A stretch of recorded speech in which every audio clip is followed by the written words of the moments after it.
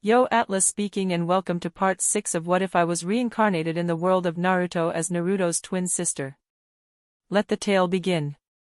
Chapter 86, Fighting Orochimaru. Checkmate, huh? Kukuku, that is quite the bold statement. Orochimaru's eyes wandered over the two newcomers and got stuck on Anko. To think my old student would visit me, how moving. Hee, naturally. I need to pay you back for your kind teachings, after all. How about a nice sharp kunai straight into the heart? Doesn't that sound nice? Anko met eyes with Yuna and Naruto and gave them both a nod. You two support me. I will take him on. Yes. Yuna and Naruto stepped back a little and took out some throwing weapons to support Anko. If Kakashi were here, he would probably be laughing out loud at how obvious a trap the trio was preparing. Orochimaru, however, didn't know enough about the twins' personalities, so he didn't know that they wouldn't be satisfied with a support role. Aren't you underestimating me a bit too much, Anko-chan? We will see about that. As soon as she finished speaking, she took out a kunai and charged at Orochimaru with the speed she could reach, while she still had the seal on her. A smirk appeared on Orochimaru's face as he formed a seal with his hands. Haven't you forgotten something, imp? Impossible. Orochimaru's eyes widened in surprise when he realized that he couldn't activate Anko's seal. Anko used the short moment when he lost focus to accelerate to her maximum speed, arrive in front of him, and stab her kunai towards his heart. Although Orochimaru was surprised by Anko's sudden increase in speed, he didn't hold the title of Sannin for nothing. He jumped backward to get out of Anko's attack range and was just about to counterattack when he felt a massive chakra fluctuation above him. He raised both his arms and crossed them over his head. Moments later, Naruto's leg coated in red chakra crashed down onto his arms, causing the ground under him to crack. Orochimaru was just about to deflect the remaining force to the side, when Yuna appeared next to him and smashed her chakra-coated fist into Orochimaru's side, sending him flying. Orochimaru skillfully controlled his center of gravity and righted himself in midair. He landed on his 2 feet and slid back a few more meters. As soon as he came to a stop, a thin blade covered in water chakra pierced his back, into his heart, and came out in the front. Despite the blade clearly being coated in chakra, nothing of it was leaking, making it impossible to sense, demonstrating how absurd the sword owner's, Hinata's, chakra control was. She arrived pretty much at the same time as Yuna and Anko, but instead of revealing herself, she covered her whole body in chakra to erase her presence and waited for the perfect moment to strike. Hinata quickly pulled her sword out and retreated back to the rest of the group in case Orochimaru retaliated. Orochimaru spat out some blood and then turned towards the group. He looked at Hinata with an incredulous look. His senses were incredibly sharp, honed even further through all kinds of experiments and operations he put himself through. Despite all of that, he didn't notice that sneak attack at all, and even now, when Hinata was standing in front of him with chakra coating her whole body, he couldn't feel her presence or her chakra. What kind of absurd chakra control does she have? How can I not feel any of her chakra despite her coating her whole body with it? Kukuku, impressive, truly impressive. For a normal shinobi this wound would be deadly, but not for me. After saying that, Orochimaru opened his mouth and moments later a second Orochimaru crawled out of it, while the first one fell to the ground like a snake's freshly shed skin. The group looked dumbfounded when they saw what Orochimaru just did. The first one to break the silence was Yuna. Holy shit! Did he just birth himself out of his own mouth? That's seriously F***ed up. Naruto and Hinata, meanwhile, looked slightly sick from seeing this spectacle, while Anko's eyebrows were constantly twitching. Orochimaru, while you were my sensei, you were still human. A very creepy human, yes, but human nonetheless. Now, however, Anko could only shake her head to get rid of her thoughts. This wasn't the time to ponder about stuff like that. That was quite the impressive combination. How about you show me some more tricks? When Orochimaru said that, Yuna immediately felt like something was off. Why is he suddenly acting like he no longer has any time pressure? Did something change? He lost quite a bit of chakra while performing that jutsu, but, that is normal, right? I mean, something this F*** up should need quite a lot of chakra, right? I honestly have no clue. 13 years isn't enough to understand what needs a lot of chakra and what doesn't. Yuna was just about to start the next attack, when Orochimaru bit his finger, went through a few hand seals, and then put his hand on the ground. Ninja art, summoning jutsu. A massive smoke cloud appeared, and as soon as it disappeared, a huge snake was revealed. Let's see how you handle something like this. Seeing the arrogant smirk on Orochimaru's face, Yuna could only shake her head and speak up. I really wondered why you are acting like that. Our first exchange ended with you getting your heart pierced by a sword. How about you roll over and obediently let yourself be captured, and in exchange, we won't kill you. Oh? You think you have won this because you managed to catch me off guard once? You don't really think it is this easy, do you? As soon as he finished that sentence, the huge snake under him started to charge at the group. I'll deal with the snake, you take Orochimaru. The other three nodded after hearing Yuna's command and got ready. All of them could feel Yuna gathering chakra into her mouth and had a pretty good idea what jutsu she would use. When the giant snake was just about to reach Yuna, she fired off her jutsu. Water style, heaven and earth slicing high-pressure water stream. This time, instead of cutting horizontally, Yuna shot the jutsu vertically. Orochimaru's eyes widened in surprise when Yuna's jutsu cut through his snake like a hot knife cuts through butter. He noticed that the water stream would reach him as well, so he quickly jumped off the snake's head towards Hinata, who he deemed to be the most troublesome.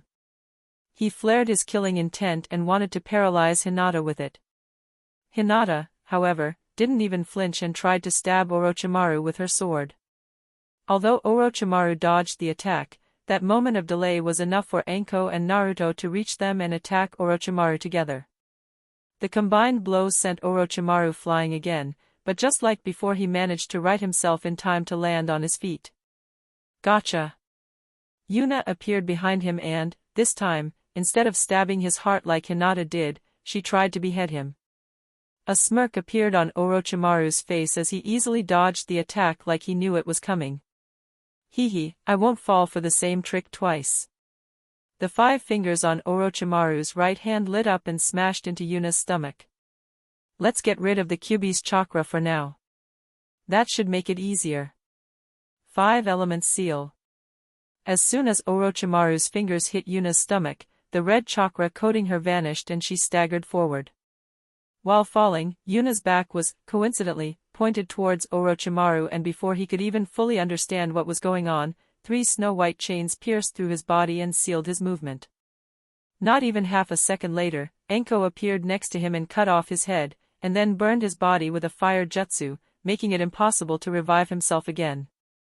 The seal Orochimaru put on Yuna's stomach dissolved within seconds, as an eerie silence descended onto the battlefield. That, somehow, didn't feel right. Anko nodded at Yuna's assessment. I agree, that was too easy. Naruto and Hinata felt the same but didn't know what to say either. Seeing the slightly depressed look on everyone's face, a smirk appeared on Yuna's face. Well done, everyone. Everyone performed perfectly without a mistake. Although I don't think we truly killed him, we certainly drove him into a corner. I am proud of you. Yuna's words immediately shattered the bad atmosphere as smiles appeared on everybody's face. Nasan is right. Did you see his face when Hinata stabbed through his heart? Hilarious. Gaha, true. I also liked how he looked when his snake was cut in half vertically by Yuna. Hinata nodded in agreement to Anko's sentence and said her own opinion. I like how you predicted Yuna's feint and were instantly ready to make a lethal blow, Anko. We all did a good job, but this time the MVP is definitely Naruto, who stalled Orochimaru long enough for all of us to arrive. Well done. Hinata and Anko nodded their heads in agreement, while Naruto blushed a little from being praised like that.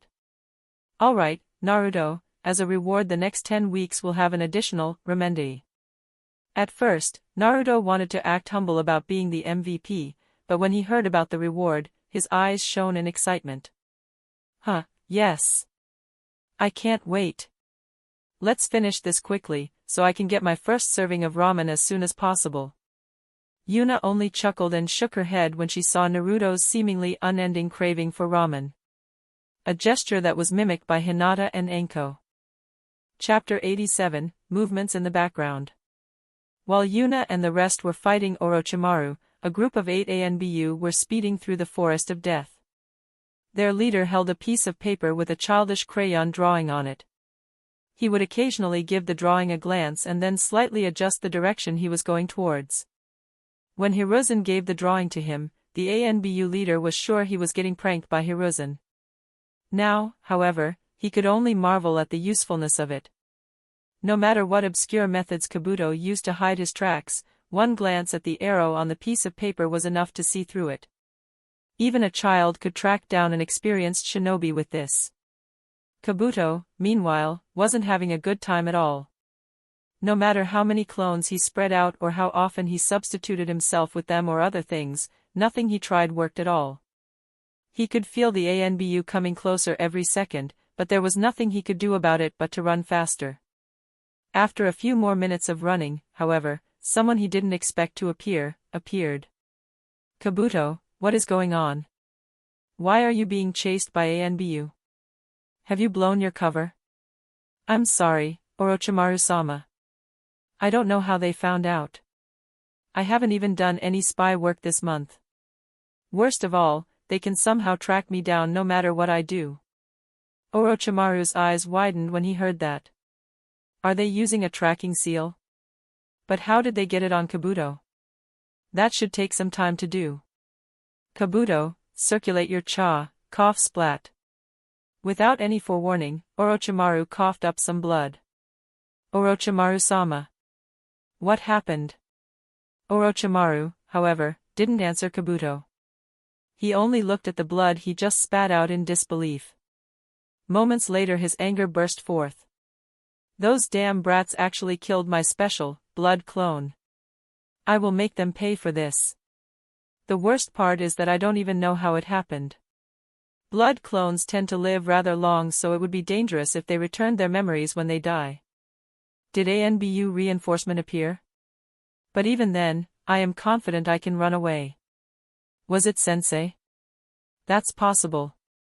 If he got support from those four, it might be possible for them to win this fast. After they tricked me the first time, I increased my vigilance, so there is no way they lured me into another trap, so that was probably the case. Shit, I really miscalculated. Since they even managed to put a tracking seal on Kabuto, they must have known that I would be here.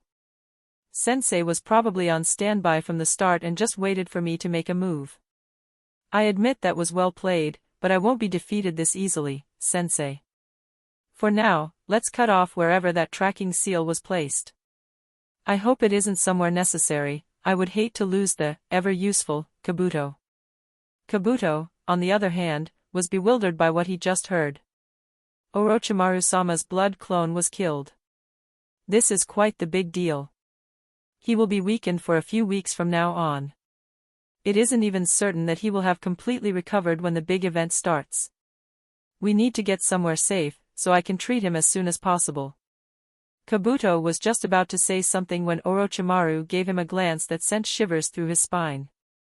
Kabuto, let your chakra flow on your skin while searching for a place that feels different. The tracking seal will be at that place. I don't have the time to unravel it right now, so if possible, we'll have to cut that part off. Kabuto sighed in relief when the place he was looking for was just his ankle. A foot is something that can be easily replaced after all.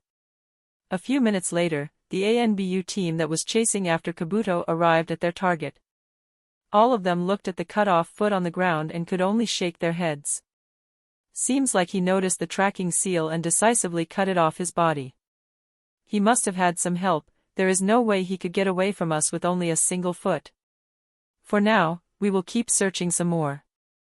Two of you get back and inform Hokage-sama about what happened. Yes. Hiruzen Sarutobi, meanwhile, was sitting in his office in a good mood. I expected Orochimaru to have a spy or two inside Konoha, so it's good that he was found. Whatever Orochimaru is planning, this should at least put a small dent in it. That guy was really unlucky, huh? He simply got exposed because he sat next to Yuna during the Chunin exam. He probably still has no clue what is going on.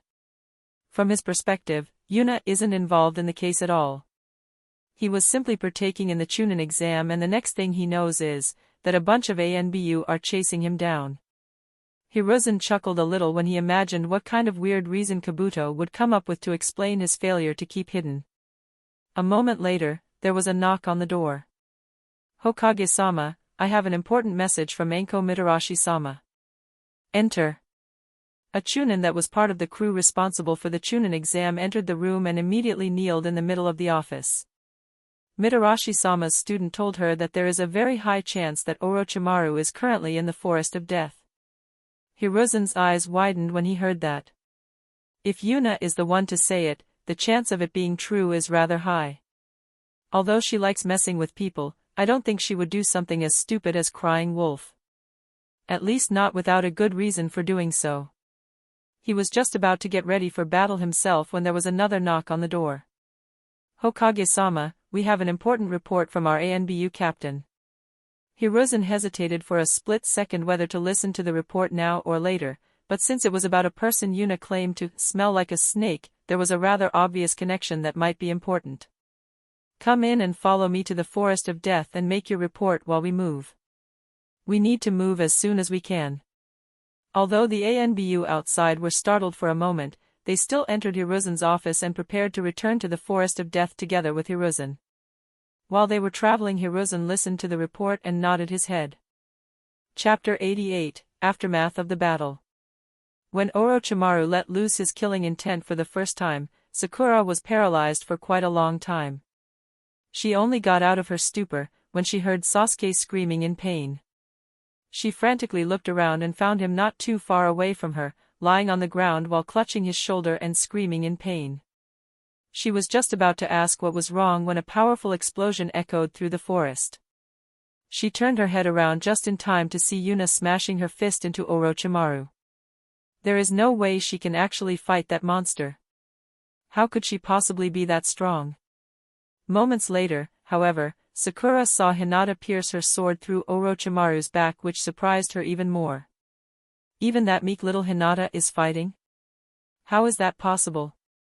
Next, she witnessed how Orochimaru healed his wound, which resulted in her almost emptying her stomach. When he summoned the giant snake, however, she felt true despair. There is no way they can defeat a monster of that size. What happened next, though, truly changed how she saw the world. A single jutsu was used by only one person, yet it gouged out the ground, creating a deep rift, sliced through the giant snake like it was made out of tofu, and shot into the forest, cutting through tree after tree. What power! She didn't even notice how the fight proceeded or that Kiba and Shino had also arrived. She simply looked at the destruction a single jutsu could cause and felt incredibly small. What have I even been doing all this time? Will Sasuke protect me? What a joke! Can he even protect himself against something of this scale? And even if he could, would he have the time to save a dead weight like me as well? If I want to be together with Sasuke, I need to get stronger. Much stronger. If only I had listened to Yuna when she scolded Ino a few years ago, then I wouldn't be as far behind as I am now. While Sakura was gathering her resolve, Yuna, Naruto, Hinata, and Anko were walking towards her, Kiba, and Shino. Hinata was the first to speak. Sorry for dashing away like that, Kiba, Shino. Naruto was in trouble and I wanted to help him. Shino shrugged his shoulders like it wasn't a big deal, while Kiba gave her an understanding nod. It's only natural that you want to protect members of your pack. I would do the same. Hinata smiled at both of them and gave them a thank you, and after that was done, Yuna started speaking. I don't want to break your great mood or anything like that, but Sasuke seems to be suffering over there. Everyone looked at the place Yuna was pointing at and noticed Sakura looking at the forest in a daze, while Sasuke was next to her on the ground, twitching around in pain. The group quickly approached the duo, and when they arrived, Yuna stomped her foot on the ground, which caused a small earth platform to rise underneath Sasuke and lifted him up, to make it easier to examine him. Although Sakura was startled by that, she kept quiet. She still hadn't fully digested what she had witnessed moments ago. Chakra lit up on Yuna's finger as she pushed it onto the seal on Sasuke's shoulder. The seal expanded and covered about 1/3 of Sasuke's body. The seals were wiggling around and clearly tried to expand even further. Yuna and Naruto both frowned when they saw this. "Ne-san, what in the world is this? I don't think this can even be considered sealing anymore." Yuna nodded her head as a frown appeared on her face. "This is significantly more complex than what Anko had. Looks like this is a mixture of sealing and biology. The seals are absorbing nature energy and are using it to constantly evolve themselves. The outcome seems to be pretty much random." With a shake of her head, Yuna tapped her finger against the main seal again, which resulted in it returning to its normal form. "See, can we do something to help Sasuke-kun?" Yuna glanced at Sakura and shook her head. "Currently, we can't. The cursed seal is currently in a very unstable condition. Fiddling with it during this time is pretty much a death sentence for Sasuke. All we can do for now is wait until it calms down and then take another look at it." Sakura, immediately, became slightly depressed when she heard that. "How long will that take?" "Around a day, I guess. I recommend putting a seal on it as soon as possible and only starting a proper treatment when we are back inside Konoha." "I agree with Ne-san. No need to worry, Sakura. I can seal it away as soon as possible." Sakura nodded her head and felt relieved. She didn't understand much about seals, but she at least understood that Naruto is very good at using them. "Well, now that this is over, I will be leaving. Still have to collect my second scroll, after all." "I'm going as well. As the one responsible for the second test, I need to make a report to Hokage-sama about the intruder." Naruto and Hinata both nodded their heads. "Good luck, Ne-san/Yuna, Anko." Yuna gave Hinata and Anko a quick kiss, which caused Hinata to blush a little and Anko to smirk. Then, Yuna quickly vanished into the depths of the forest while Anko started to run towards the exit of the forest and towards Konoha. Kiba was the first to react to that. "What the hell? Why did Yuna leave? Wouldn't it make more sense to work together?" "No, wait. Even more important, why did she kiss not only you but Anko as well? Aren't you Yuna's girlfriend?" "What are you saying, Kiba-kun? Strictly speaking, we are enemies, right now. Not trying to snatch away our scroll is the most we should expect from fellow Konoha shinobi. As for the second matter, Anko and I are both Yuna's girlfriends. That being said, let's go as well. We still have a scroll to get. Naruto, Sakura-san, good luck." Good luck you three, and see you at the next round." Although Kiba was slightly dazed by that revelation, he still followed after Hinata. She turned around and started to leave, while Shino did the same. After seeing the trio leave, Naruto turned around and looked at Sakura, who seemed to be slightly dazed again. "What's wrong, Sakura-chan? Is something bothering you? Did Hinata just say that Yuna has two girlfriends?" Naruto tilted his head in confusion when he heard that. "Yeah, she did. Is that really alright? Aren't they jealous of each other?" Naruto shrugged his shoulders before he answered. "It seems like Hinata will occasionally get a bit jealous. Except for that, they get along really well. Too well if you ask me. They spent all day flirting with each other, which is rather stressful for me." Flirting. But isn't it really abnormal to have more than one girlfriend?" Naruto could only chuckle at that. "Abnormal? You almost make it sound like there is something normal about Ne-san. I swear, if you tell her I said that, you will regret it for the rest of your life." Sakura chuckled at Naruto's antics. "True, she is indeed abnormal." Sakura gave the aftermath of Yuna's jutsu another glance and then just shook her head. "That level of power is probably impossible for me, but I won't be discouraged by that. I won't allow myself to be this helpless ever again. Let's go, Naruto. We still have to find a good place to stay at, until Sasuke wakes up." Naruto quickly picked up Sasuke and put him over his shoulder. "Sure, let's go.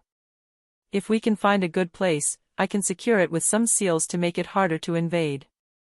Sakura nodded in agreement and then started to walk deeper into the forest together with Naruto. Chapter 89, Meeting Karen. As soon as Anko left the Forest of Death, she noticed that a party of 3 was approaching her. The old man is already here, huh? Since he seems to be taking the matter rather seriously, I should do the same, I guess. Anko quickly approached Hiruzen and the 2 ANBU following him and went down on one knee. Hokage-sama, I have something important to report. Hiruzen almost tripped when Anko acted formally in front of him, but he managed to keep his balance and preserve his dignity. After Anko finished her report, Hiruzen really wanted to start cursing but didn't know who to curse. Anko Mitarashi, is everything you just reported true? He couldn't help but ask. 3 genin and 1 jonin defeating one of the Sannin was simply too ridiculous. Even if it was 4 jonin, victory would have still been impossible. Just how strong are those 3 really? Have they finally revealed all their cards or are they hiding even more things? Anko seems to have gotten quite the power boost as well after Yuna removed her seal. Considering not even Jiraiya could remove it, I don't even dare to guess what level in sealing Yuna has reached either. Yes, Hokage-sama. Everything I said is true. Hiruzen heaved a deep sigh and nodded his head at Anko. Very well, go back to your duties as the head examiner of the second test. I will comb through the forest for a while and will head to the middle of the forest, afterward. Yes, Hokage-sama. Meanwhile, deep inside the Forest of Death, 3 people were sitting around a campfire. 2 young men with black hair and 1 young girl with red hair and red eyes. While the 2 men were happily chatting with each other, the girl only sat there in silence, trying to be as small as possible. This girl's name was Karen, and she would rather be somewhere else right now. The only reason she was taking part in the Chunin exams was that she had no other choice but to do so. She could heal people that bit her, something she shared with her mother, and if she didn't go and support the 2 young men in becoming Chunin, her mother would be treated even worse than she already was. She was basically here as an emergency kit for the 2 men to use whenever they want. Minutes passed, and just when the 2 men were about to organize the night watch, Karen felt something approaching. She jumped up and looked in a certain direction with disbelief in her eyes. Her senses have always been extraordinary. She can not only sense chakra over vast distances, but she can also determine the disposition of the one she was sensing. What she was sensing now, however, left her whole body shivering in pure terror. She could only describe it as an ancient beast approaching her. The moment she sensed it, it also sensed her, and as soon as it did, Karen knew that this was the last day of her life. There was no escaping it. Death was coming. Her 2 so-called teammates, meanwhile, were screaming at her and demanding that she explains the situation to them, but Karen didn't even hear them. Moments later, it appeared. Instead of the huge monster Karen was expecting, a young girl with red and blue hair appeared out of the forest. At first, Karen thought that she made a mistake. When she met eyes with the young girl, however, she knew that she didn't. How beautiful, so deep and unfathomable. To Karen's surprise, as soon as the young girls saw her, the ancient predator seemed to vanish and instead was replaced by an incredibly warm presence that Karen instinctively wanted to rely on. Oh? You have quite an interesting ability, little girl. And that hair, are you an Uzumaki? Karen shuddered a little when she heard that question. How does she know about that? I never understood why my mother told me to keep my clan name a secret. She was very insistent that I keep it a secret. Although I don't understand why this might be bad. Karen's teammates, meanwhile, didn't like being ignored at all. Oi, bitch! Who do you think you are? Yeah, who are you? Did you come here to Sare? That was as far as they came before Yuna vanished and sent both of their heads flying. What are these insects buzzing about? So annoying. Well, little girl, are you an Uzumaki? Terror gripped Karen when she saw how easily her 2 teammates were killed. At first, she simply wanted to lie, but when she crossed eyes with the young girl once again, she instantly understood that lying wasn't an option. Seeing the fear in Karen's eyes, the young girl chuckled a little. Guess it is rather rude to ask for someone's name without giving out your own first. I am Yuna Uzumaki. Nice to meet you. Karen's eyes widened in surprise when she heard that, but there was clearly still some suspicion left in her eyes. Hee, you are quite the mistrusting little girl, huh? Not sure if you know about it, but what about this? A single ice blue chain popped out of Yuna's back and started to hover in the air. Karen's eyes widened when she saw that. The Uzumaki's adamantine chains. My mother told me about them. Only very few Uzumaki can use them, but they are definitely not something a non-Uzumaki could use. Karen gave a slight bow to Yuna and apologized.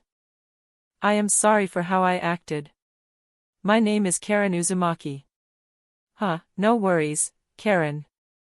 I can more or less guess why you are hiding the Uzumaki name even though most people have forgotten about it by now. Karen was surprised that Yuna immediately started talking with her using her first name but somehow didn't feel averse to it. She was even more surprised when Yuna revealed that she knows why she was hiding her last name because Karen herself didn't know. Yuna looked around and noticed that she very likely just killed Karen's teammates, making it impossible for her to continue the exam. Oops. They were acting like bandits, so I killed them on instinct. Additionally, the one that caught my interest, Karen, didn't seem to have any good feeling for them either, so I just went and did it.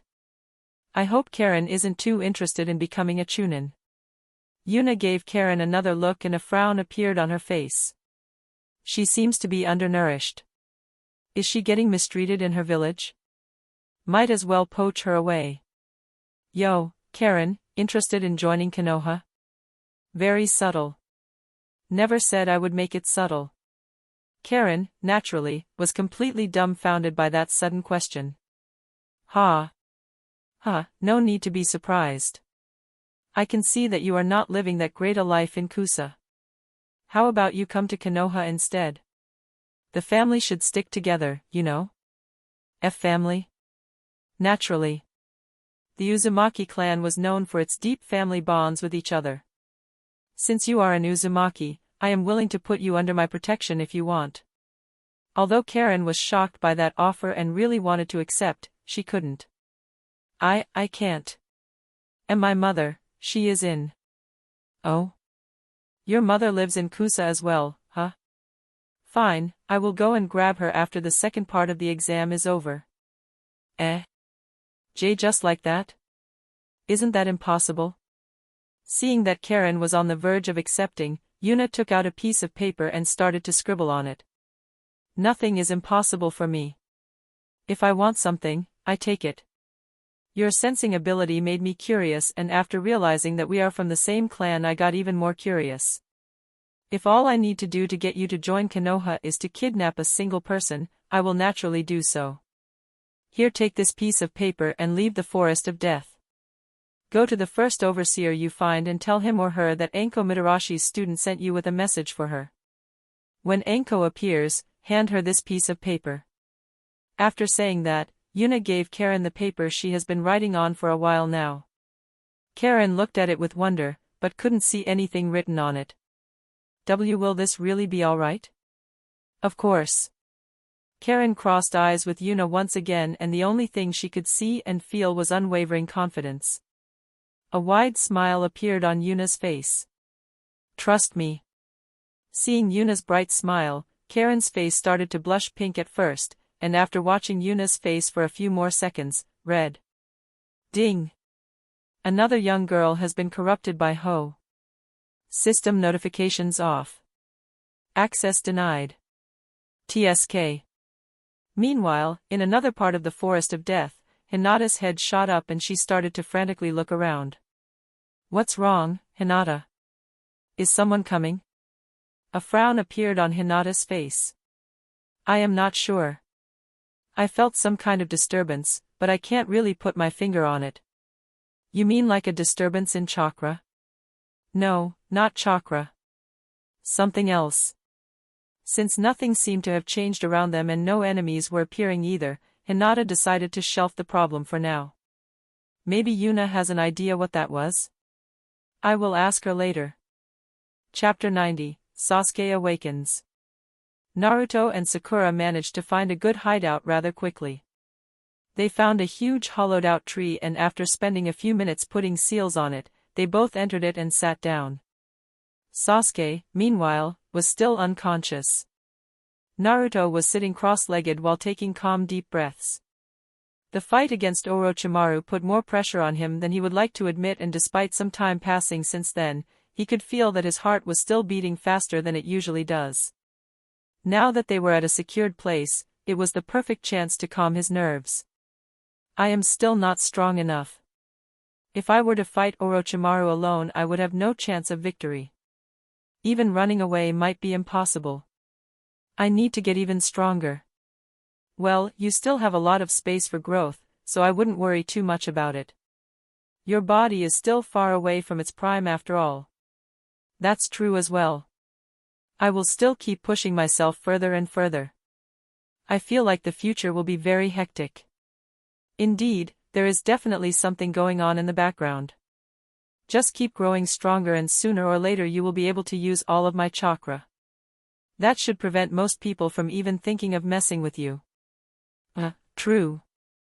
Oh? We have guests. Guess I will go have some fun with them. Why did you even bother setting up those seals if you want to fight them yourself? Well, I set those seals up so I can fight them myself while not having to think about protecting Sakura and Sasuke. Right. I forgot that Yuna corrupted you. A battle-thirsty smile appeared on Naruto's face. I have no idea what you are talking about. Sakura, we have some guests. I will be stepping outside for a while. No need to worry, though. Sakura nodded her head. Okay, good luck. That won't be needed, but thanks anyway. After Naruto stepped out of the tree, he could see 3 people standing in the middle of the clearing. Aren't they the 3 people Nasan bullied before the start of the first test? I guess so.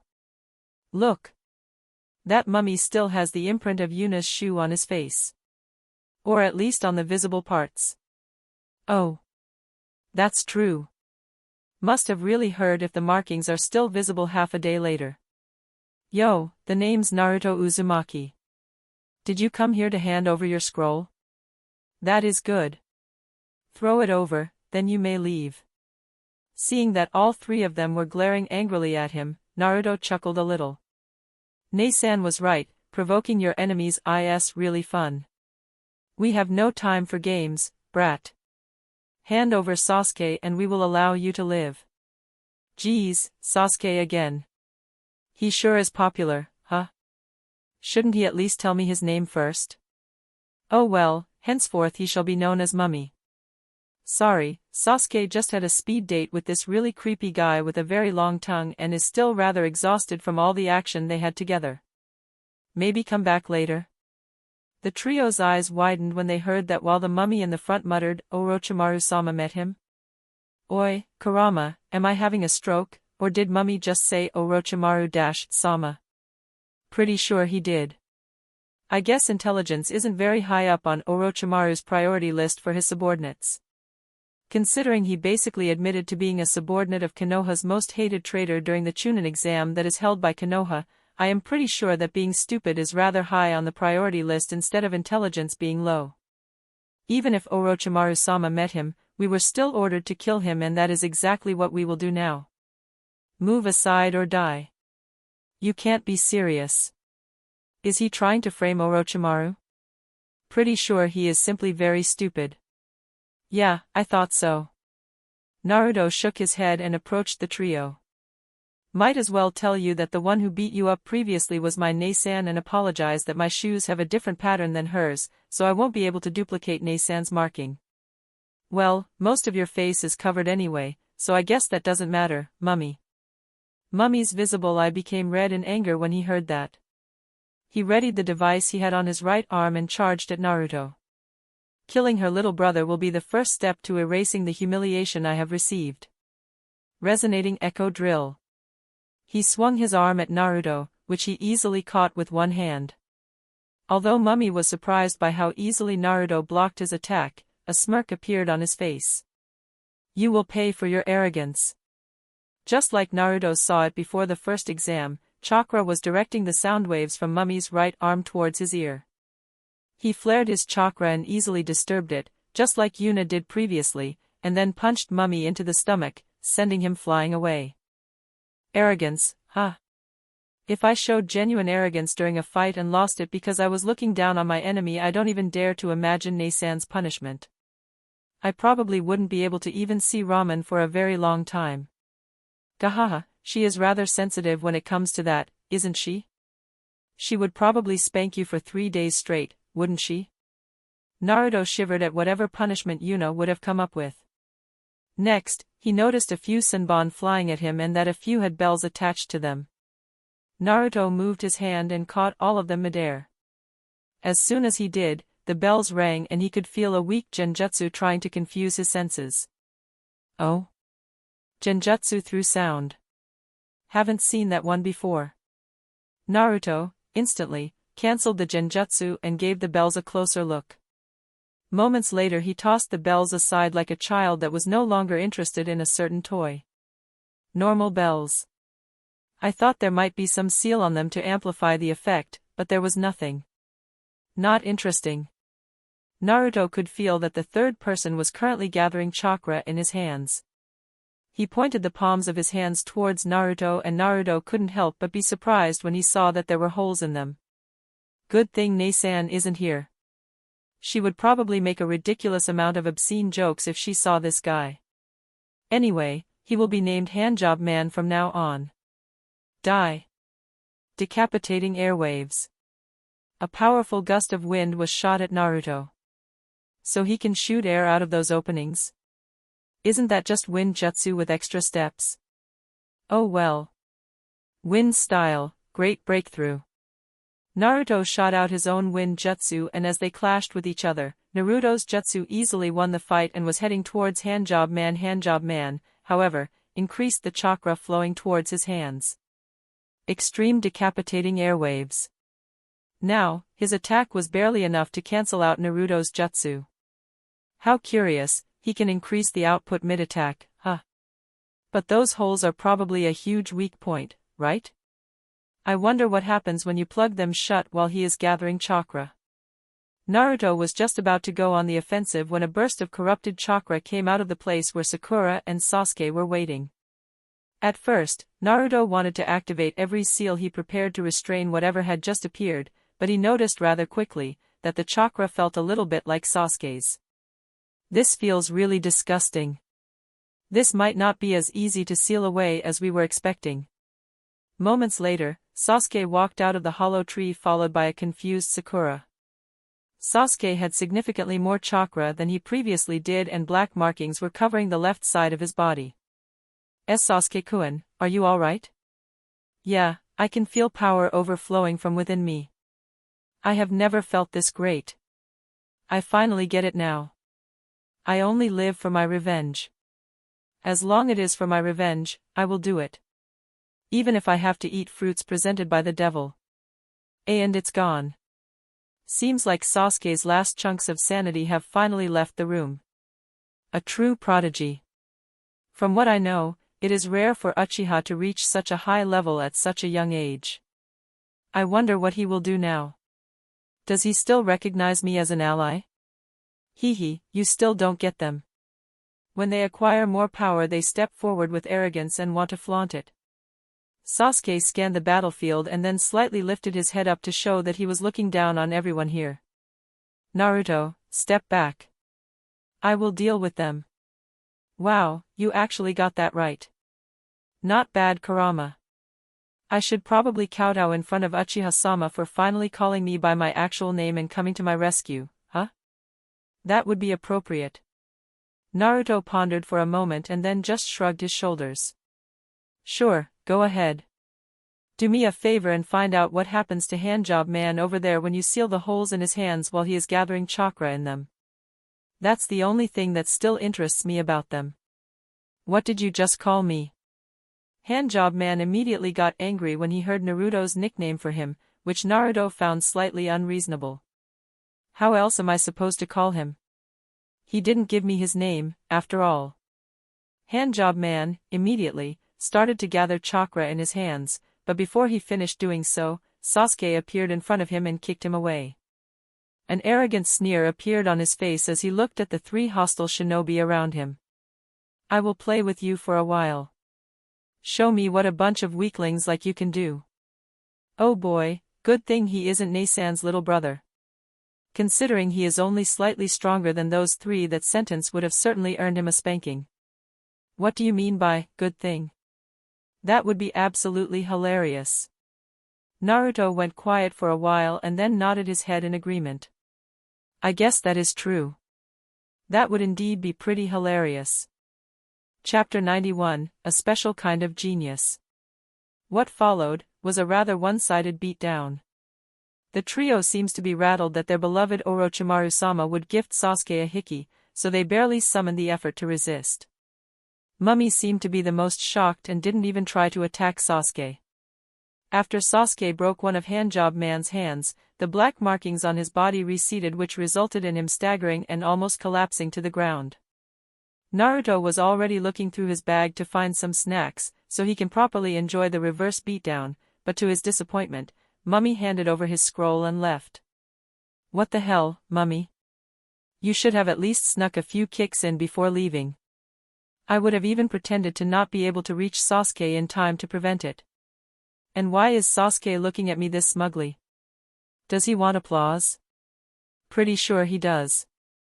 This was the first time he won a fight, after all. Now that I think about it, that's true, huh? Naruto was just about to make a bunch of shadow clones to create a crowd that could cheer for Sasuke, when Sakura, with tears in her eyes, hugged Sasuke from behind.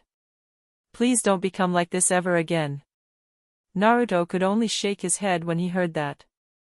Pretty sure that is not a realistic request. He got a high from the power-up, and as soon as he did, he won a fight. Totally hooked on the Orochimaru juice. Couldn't you have said that a little bit differently? Yeah, sorry. I am already regretting what I just said, so cut me some slack, here. Naruto shook his head to get the weird images out of his head and started to speak.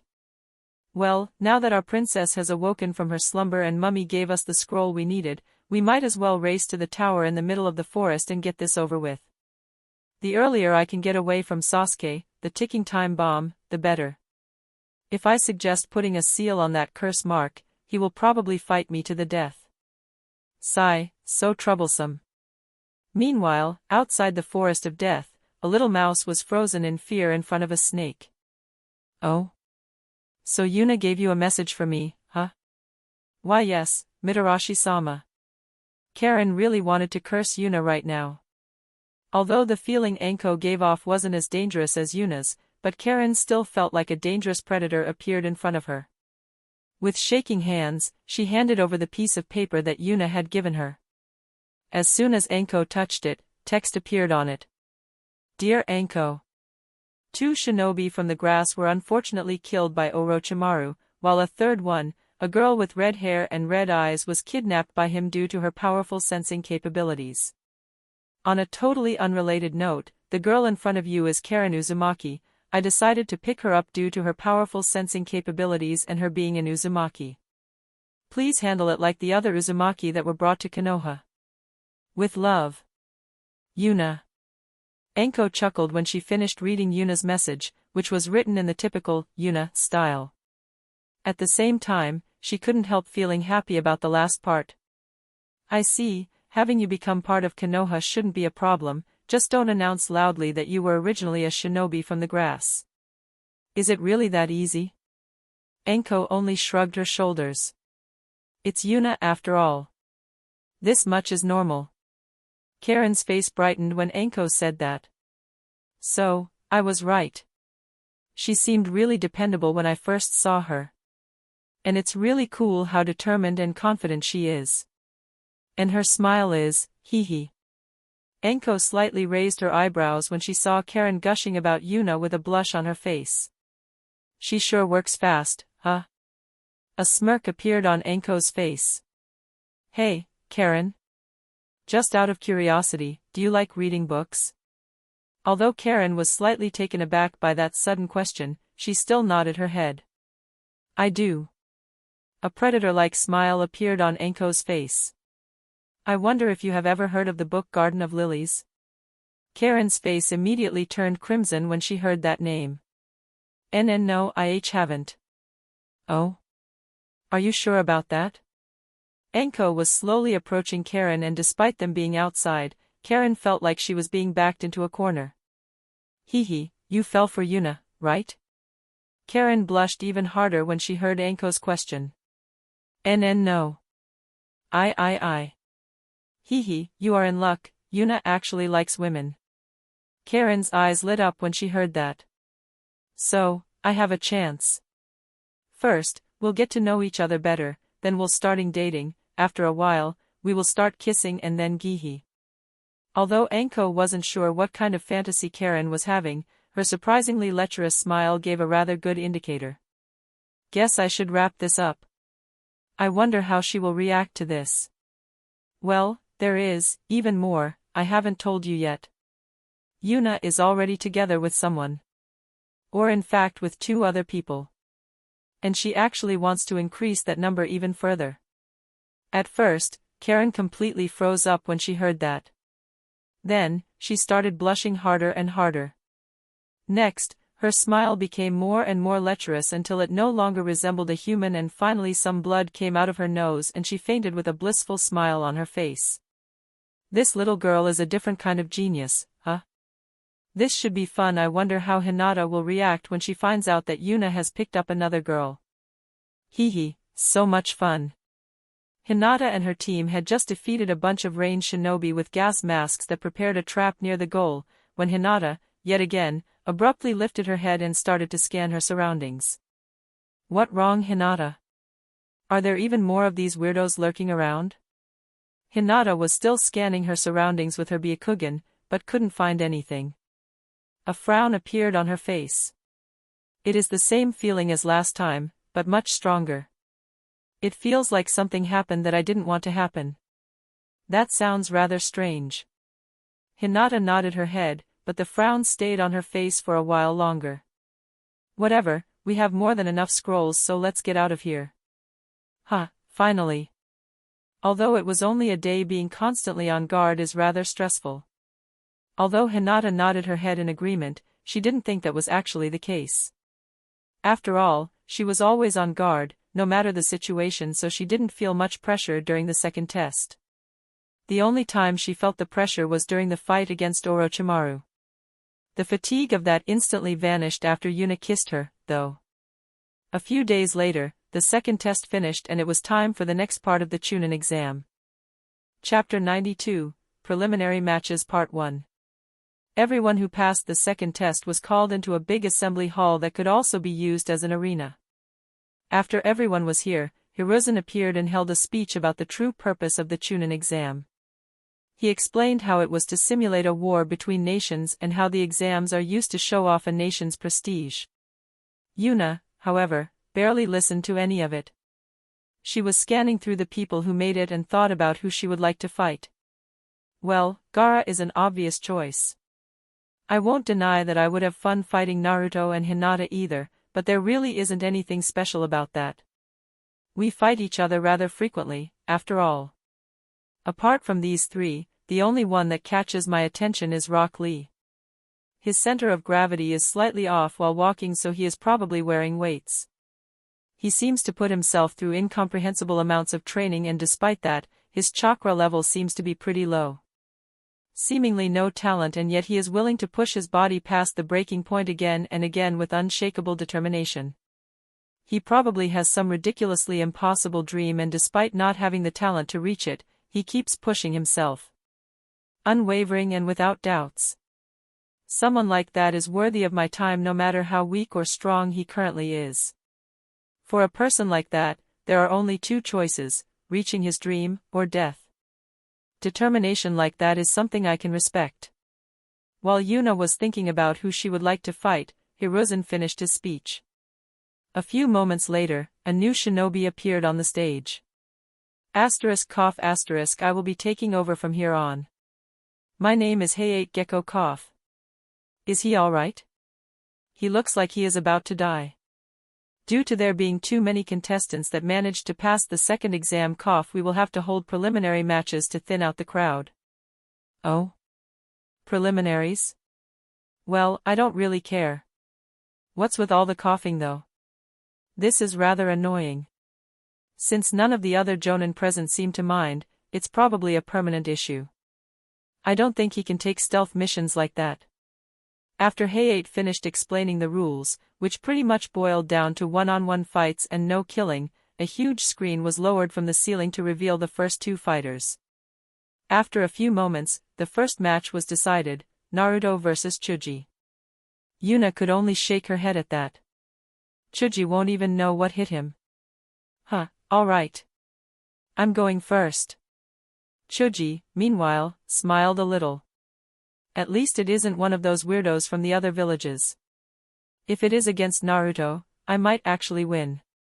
After everyone except for Naruto, Chuji, and Hayate left the arena and reached the spectator stands, Hayate started the match. Chuji, immediately, made the first move. Leaf-style taijutsu, human bullet tank. His body became round and he started to roll at Naruto with quite a bit of momentum. A bold charge. I like it. Come. Naruto readied himself, and as soon as Chuji was in his range he punched towards him. At first, the clash seemed to be a draw, but after a few moments, Chuji was pushed back and, in the end, was smacked into a wall and lost his consciousness. Just because I like it doesn't mean I will go easy on you. Asuma Sarutobi, Chuji's teacher who was spectating the duel, looked at Naruto completely dumbfounded. Overpowering an Akimichi's full charge with raw power alone is a ridiculous feat. He couldn't help but look at Kakashi in wonder. What in the world did you feed Naruto for him to reach such a ridiculous strength? Kakashi, however, only shrugged his shoulders. I would like to claim that this is my achievement, but it isn't. They have been hiding their abilities for a long time now.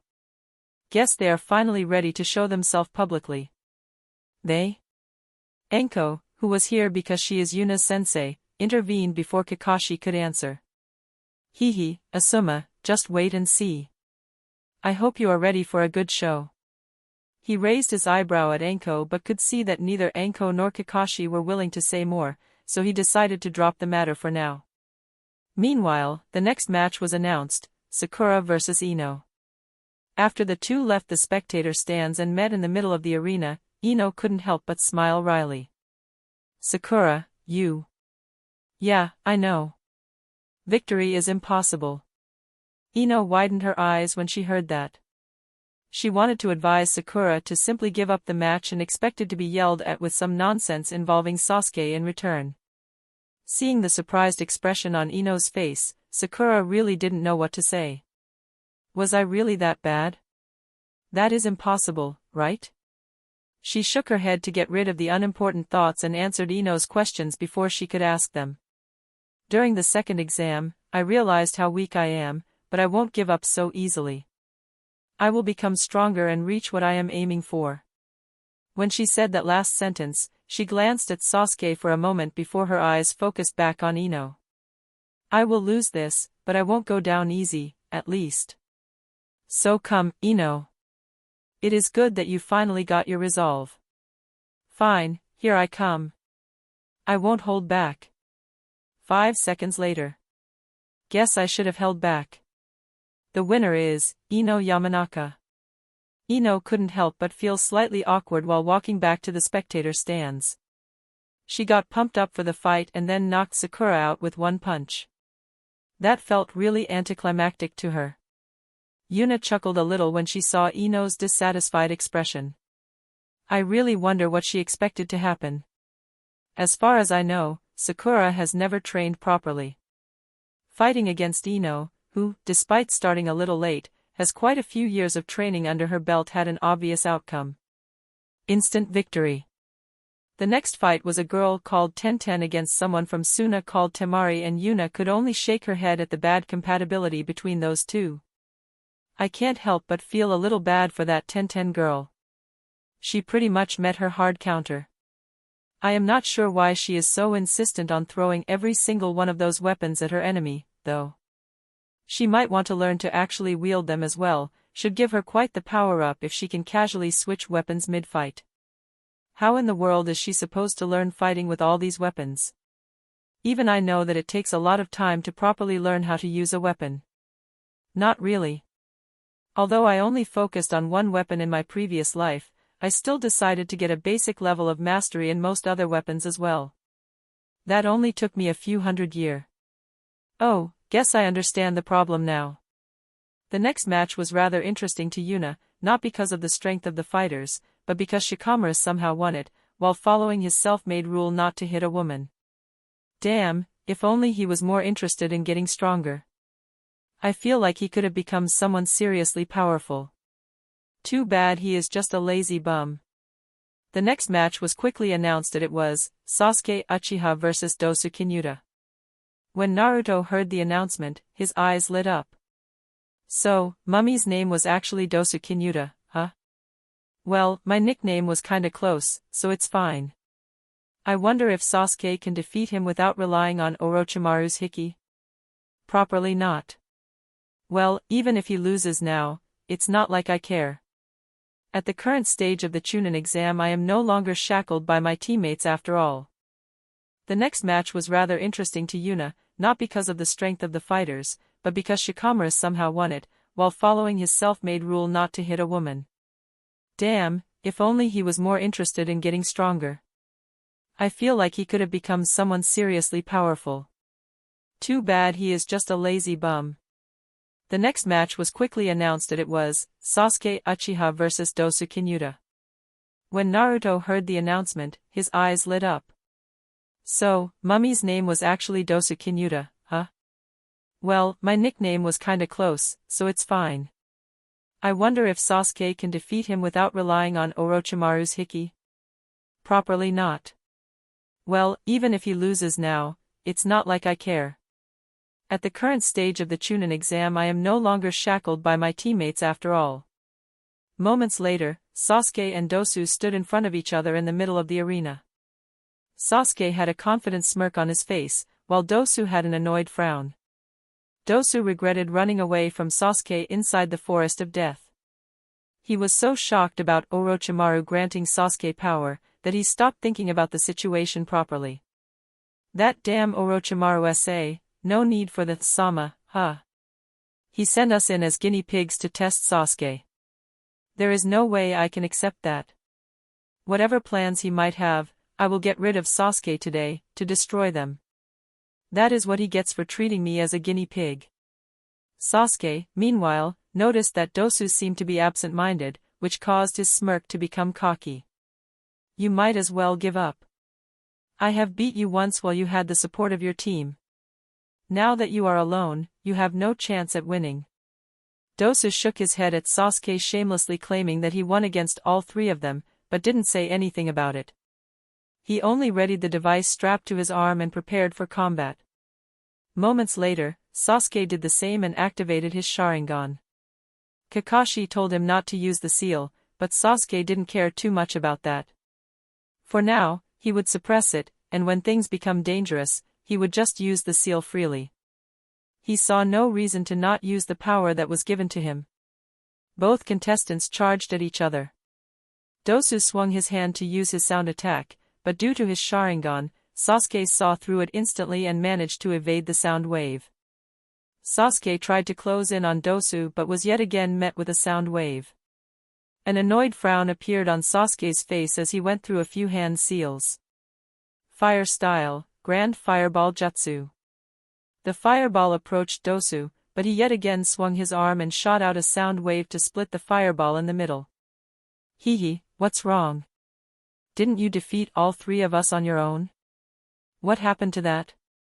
Sasuke gritted his teeth in anger when he heard his enemy's taunt. Seems like ninjutsu won't work that easily. Guess I need to engage him in taijutsu before I can get a good hit in with ninjutsu, but I am not fast enough to approach him. Sasuke pondered some more and then noticed a young teenager with a green spandex suit spectating the battle. That's right, if it is his movements, it should be fast enough to reach my enemy. Sasuke's stance changed and moments later he vanished from Dosu's sight. Impossible, how did he suddenly get this FA? His thoughts were interrupted when Sasuke appeared in front of him and kicked his head, sending him flying into the air. What just happened? Moments later, Sasuke appeared behind him in midair.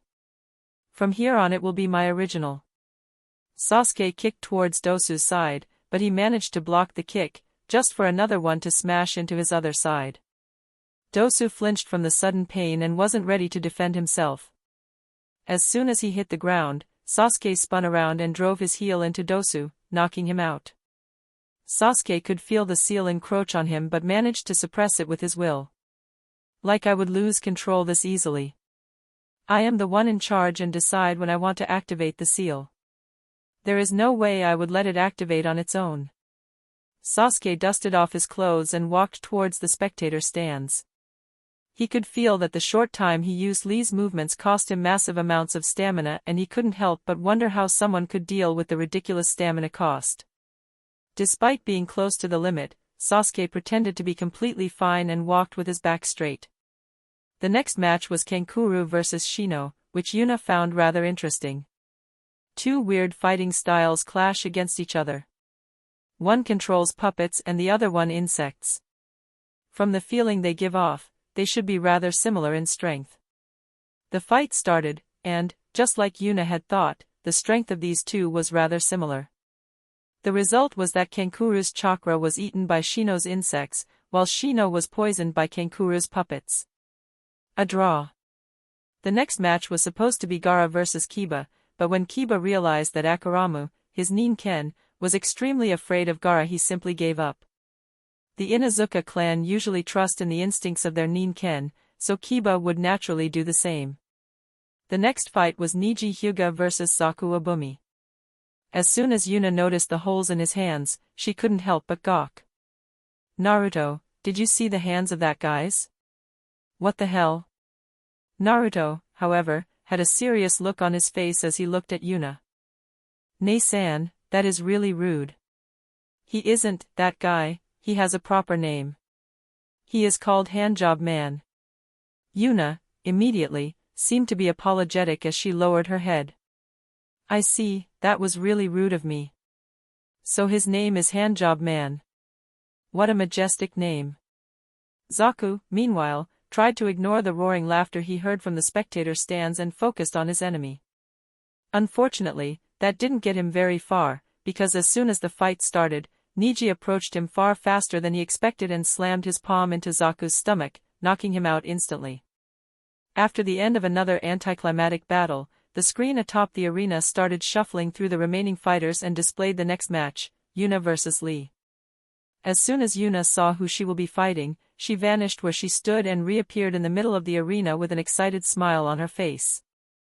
Seeing Yuna's excited smile, Naruto couldn't help but chuckle. Seems like thing will become interesting. The few jonin that also stood in the spectator stand heard Naruto's words and looked at him with confusion. Kakashi was the first of them to speak. What do you mean, Naruto? Hehe, Nei-san seems to be looking forward to this fight. Although I don't understand the reason why she is expecting a good match, it seems like Lee has caught her interest, despite not having much chakra. Before Kakashi could answer, the person standing next to him who wore a green spandex suit that looked rather similar to Lee's gave Naruto a nice guy pose. Ah, that is only natural. After all, Lee is my youthful disciple. He will take the Chunin exam as a chance to reveal his youth to the world. Naruto could feel his eyebrow twitch a little at that youthful display a grown man did in front of him but decided not to comment on it. Moments later, Lee had also reached the middle of the arena and stood in front of Yuna. Although I said I like you, I still won't hold back in this fight. I will show you my youth. Then take off those weights already. Are you mocking me? Lee was slightly taken aback by Yuna knowing about his weights but answered her anyway. I will only take those off when I have to protect many precious people, Soen. Before he could finish the sentence, Yuna appeared in front of him and punched towards his face. Lee barely managed to tilt his head to the side to avoid the punch. Lee couldn't help but be surprised by Yuna displaying speed that could match his own without the weights. So you are not mocking me, you are just stupid. Take them off. Show it to me.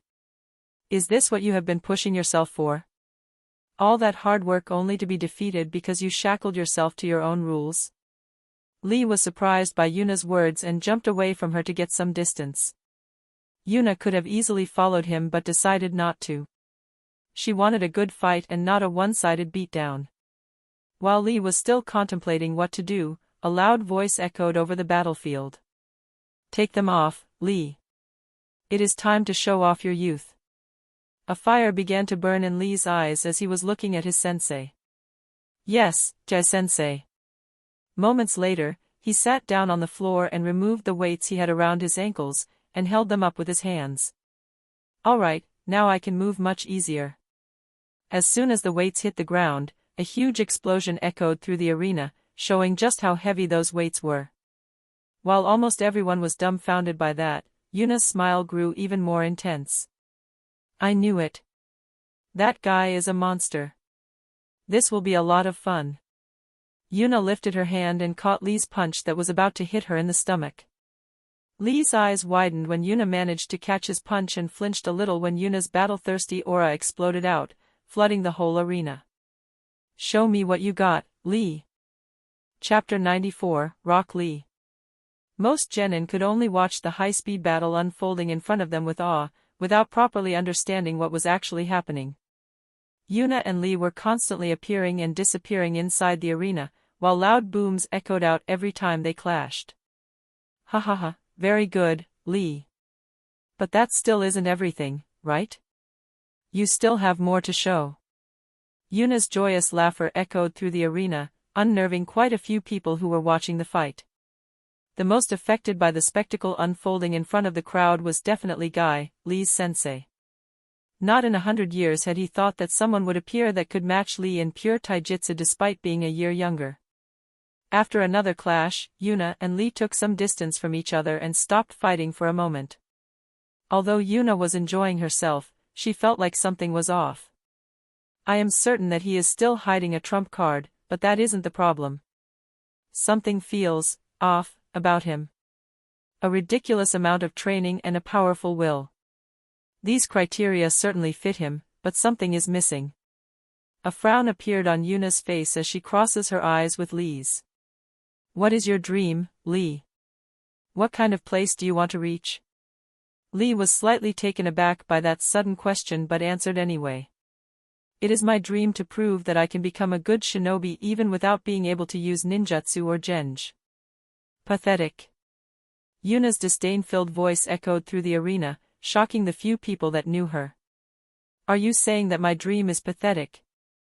I am not saying your dream is pathetic, I am saying that you having that dream is pathetic. Lee clenched his fist in anger when he heard Yuna mock him. Is that really what you think? That I am not fit for that dream? Yeah.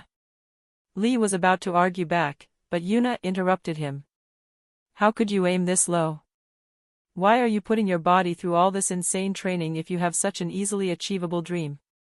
There is no way that is all there is to it. You are lying to yourself. Lee was completely dumbfounded by what Yuna just said. I am lying to myself? Do I really have a different dream? Lee shook his head to get rid of the idle thoughts. How can it be that easy?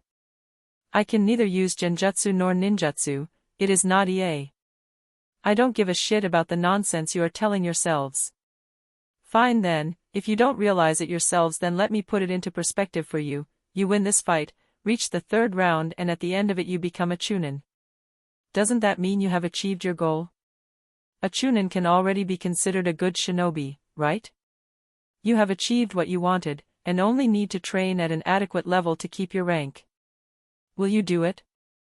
Lee didn't say anything, but he knew exactly what he would do. He would celebrate his promotion by training even harder. A wide smile appeared on Yuna's face when she saw the uncertainty in Lee's face. That's right, you would keep pushing yourself. What about after reaching special Jonin? Jonin? You get an S-rank bingo book entry. You become a Kage-level powerhouse. Seeing Lee becoming more and more rattled, she laughed out loud. You are afraid, right? Lee's body visibly shivered when he heard that. Afraid that people will mock you for it. No. You are afraid that those you consider your comrades will mock you for it. Do you really think a true friend would do that?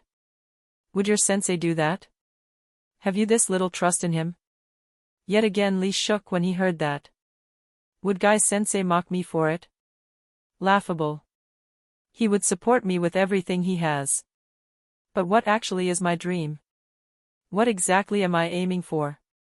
No, I have a pretty good idea of what it is.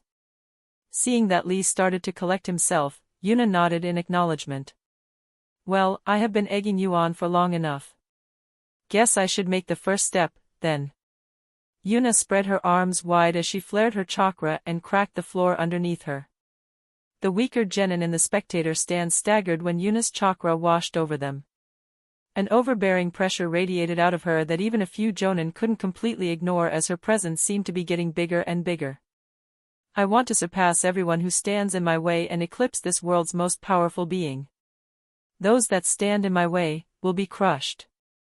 Those that follow me will be protected, and those that mock me from the sideline without doing anything. A sneer of disdain spread on Yuna's face. Are nothing but worthless insects to me.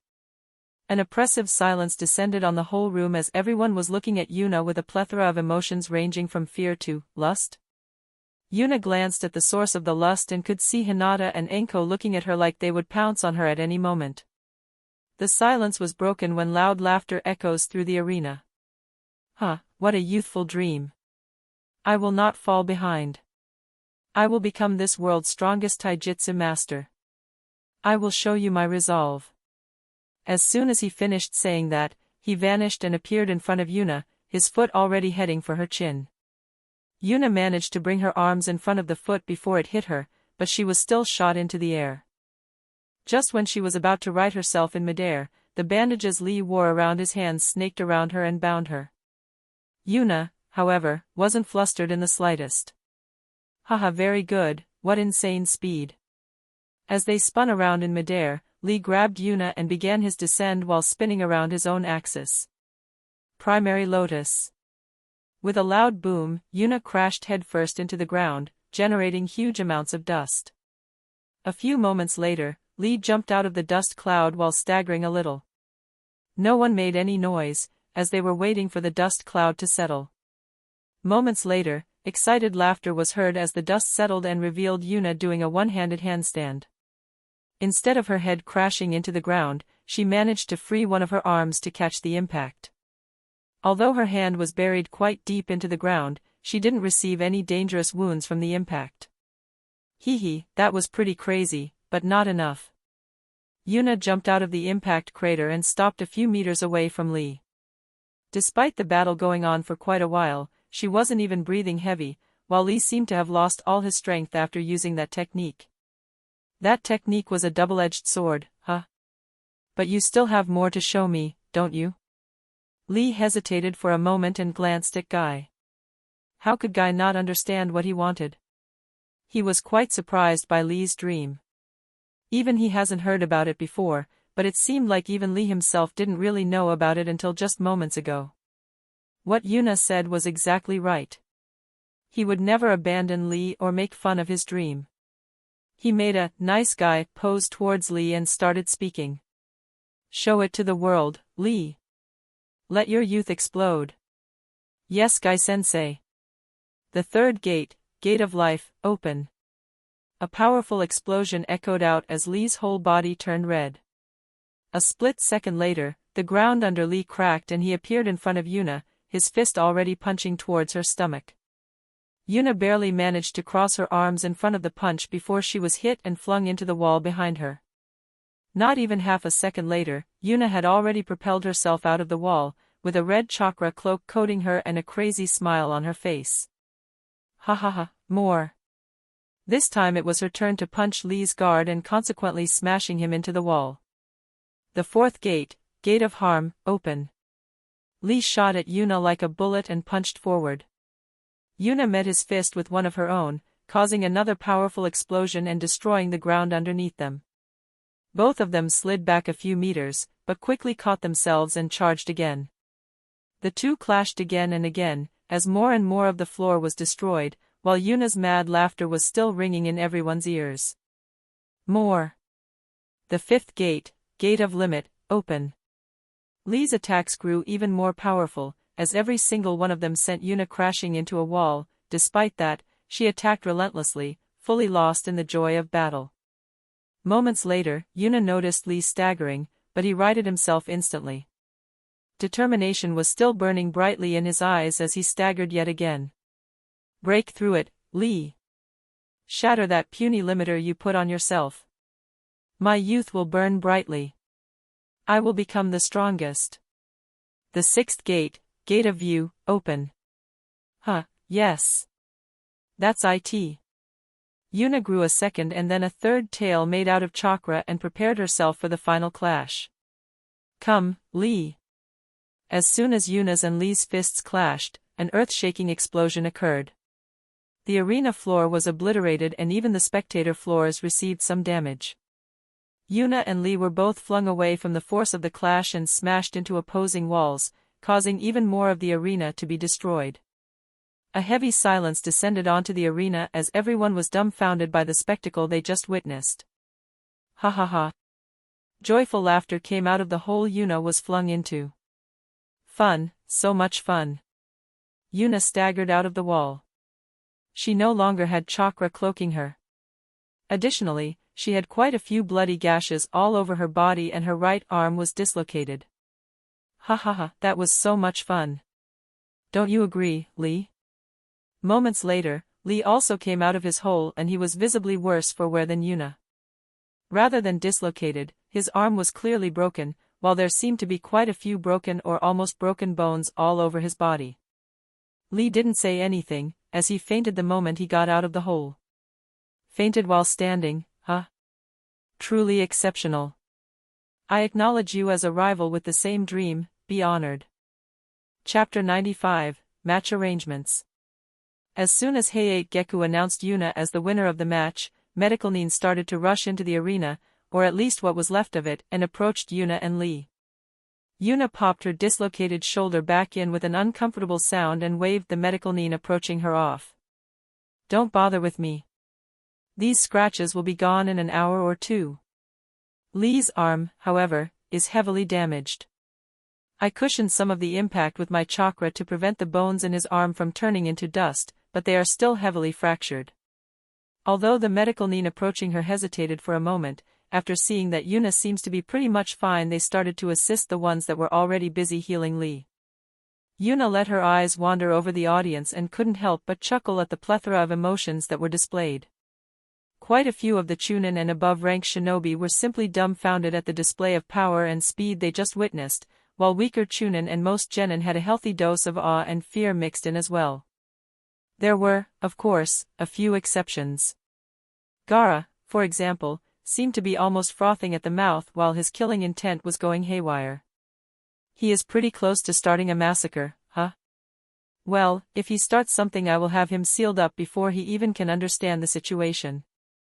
Next, Yuna's eyes landed on Sasuke, who seemed to be green with envy. Wow, I didn't know a human face could actually become green with envy. Has he gained some form of enlightenment in his Tao?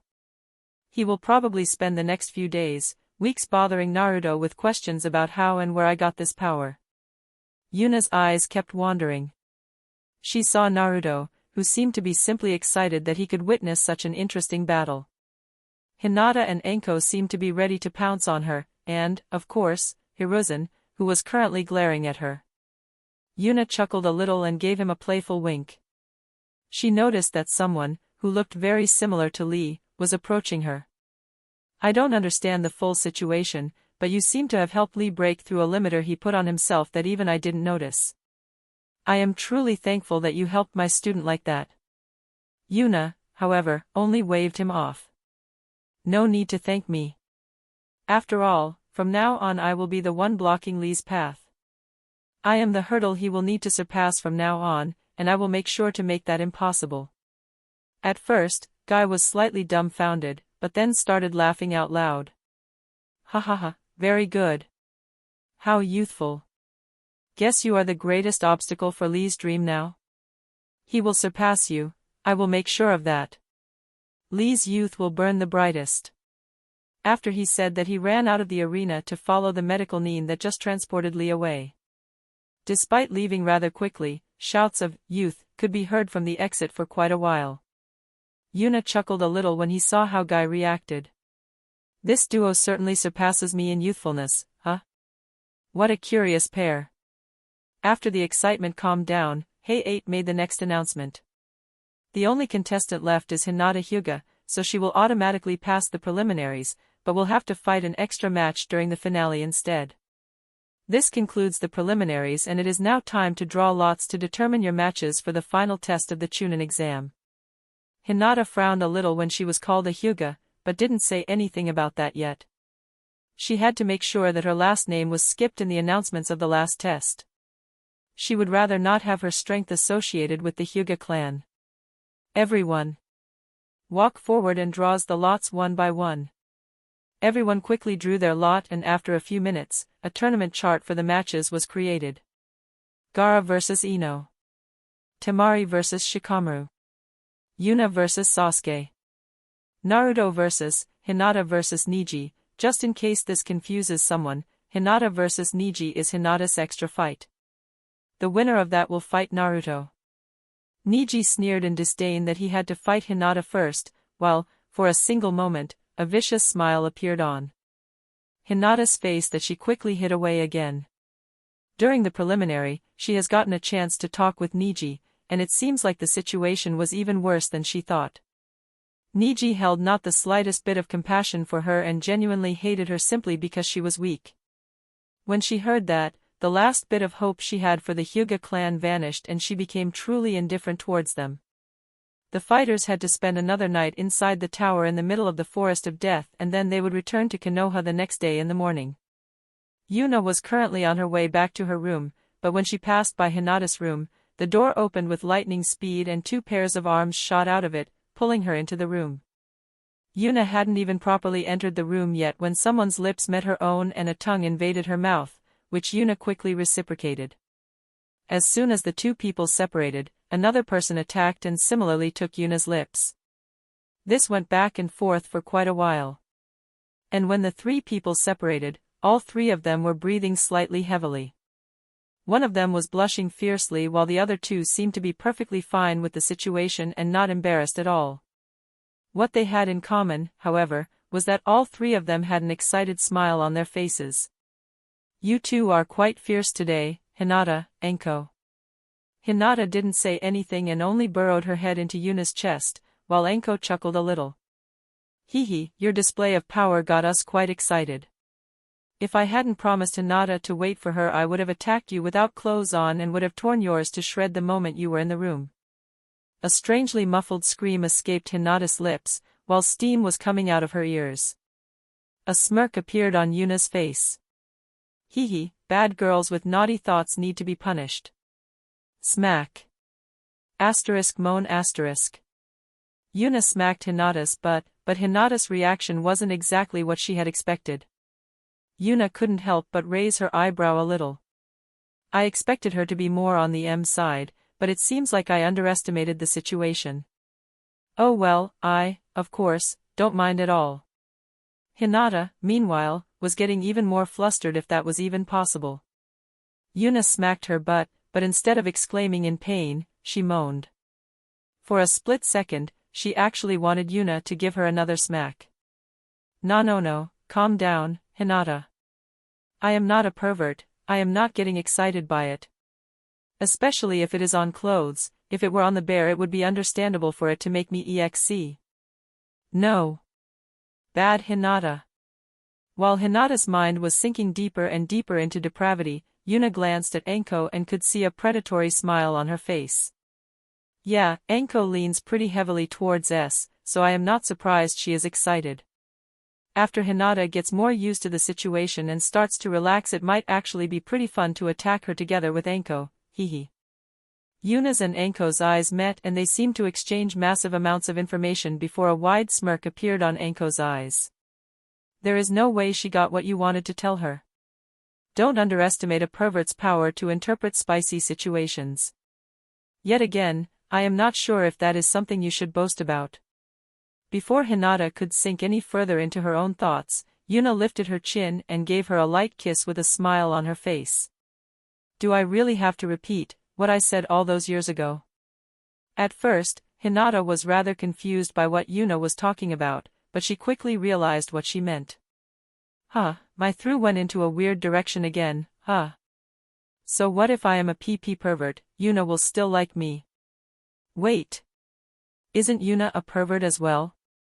She is telling everyone who asks that she wants a harem, after all. No way. I was tricked again. Most of Hinata's embarrassment vanished as she glared at Yuna. Yuna only laughed at that. I know what you are thinking. You think I am a pervert, right? Although Hinata didn't say anything, her glare was a rather obvious yes. In that case, you are wrong. I am not a pervert. Hinata was just about to speak when Yuna interrupted her. Both her hands snaked around Hinata and Enko and grabbed their butts. I am the goddess of perversion. Wasn't it ice? What happened to the ice? Chapter 96, Tricking a Pervert / Gahaha. See ya, bitches. A thin man with a vicious smirk on his face could be seen running away from a group of shinobi from Kyuzugakyur. He had a huge scar across his face and wore the Otogekyur headband. A single woman was laying over his shoulder like a sack of potatoes. Instead of fear, however, an annoyed expression could be seen on her face. Catch that bastard. He is stealing our living medkit. Gahaha, come at me, bitches. Water style, ascend of the heaven-devouring serpent. A massive serpent formed out of the nearby river water and shot towards the chasing Kusa shinobi. They were shocked by the enormous ninjutsu that was suddenly being shot at them and barely had time to prepare their defense. Seeing the people who followed him being washed away by his jutsu, the man's laughter grew even more boisterous. Bwahahaha, take that. Orochimaru-sama will have much better use for this woman than you imbeciles. After running away for another hour and finally reaching the border to the land of fire, the man stopped moving and allowed the woman he was carrying to stand on her own feet. Before the woman could say anything, the man gestured to her to be quiet for now, and moments later the man's fingers lit up with chakra and he started to draw seals into the air. The woman was dumbfounded by the man's mastery over seals but didn't say anything for now. She didn't want to break his concentration after all.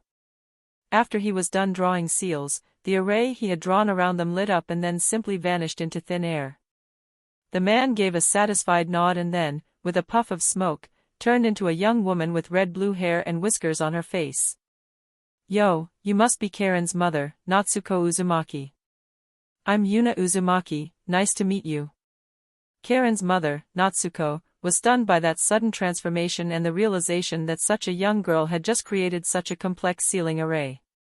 What stunned her even more, however, was that the young girl, Yuna, did not only know the first name of her and her daughter but even their last name. The shock quickly subsided however, when she heard that Yuna was also an Uzumaki. I see, that is why I felt so secure despite being kidnapped. She is an Uzumaki as well and even seemed to know my daughter. Considering the age of the girl in front of me, they probably met during the Chunin exam, but after seeing the power of that jutsu I am not too certain about that. May I know why you have kidnapped me like this? Of course. First of all, no need to speak politely. Second of all, although this has absolutely nothing to do with you or your daughter, a person that was called Karen, no last name, was kidnapped by Orochimaru during the Chunin exam. And third, I meet a girl called Karen Uzumaki with quite a powerful sensing ability. It seems like she didn't like the place where she was living, so I offered her shelter inside Konoha. She insisted that I fetch her mother as well, so I did. Her mother was apparently living in a forest not far away from Konoha and was definitely not inside the land of grass, so I went and fetched her as well. I think you understand what I mean, right? Natsuko was rather dumbfounded after hearing that outrageous story. Accepting a shinobi from a different nation inside a hidden village is no casual matter. Although Yuna's story made it sound like she has been in the land of fire for a long time, is it really that easy? Is that really okay? Won't the Hokage become suspicious? Yuna, however, only laughed at that. Don't worry about it. I will just combine it with a bunch of even more outrageous stories. He will simply overread that I smuggled someone into Konoha when he reads what I have prepared for him. Oh, before I forget, in case he asks, I picked you up during a bandit subjugation mission near the Land of Tea.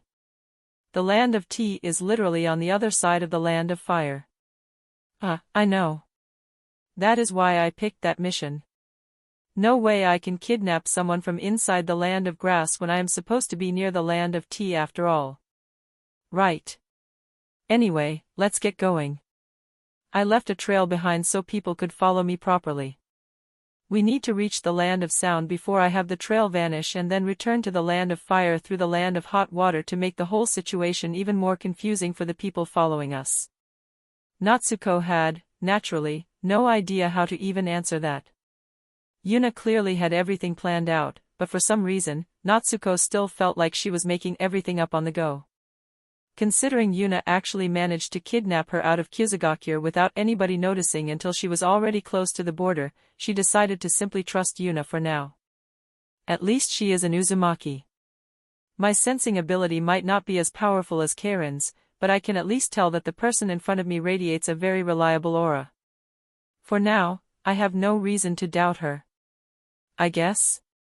Meanwhile, inside the Hokage's office, Naruto was standing in front of Hiruzen with an annoyed expression.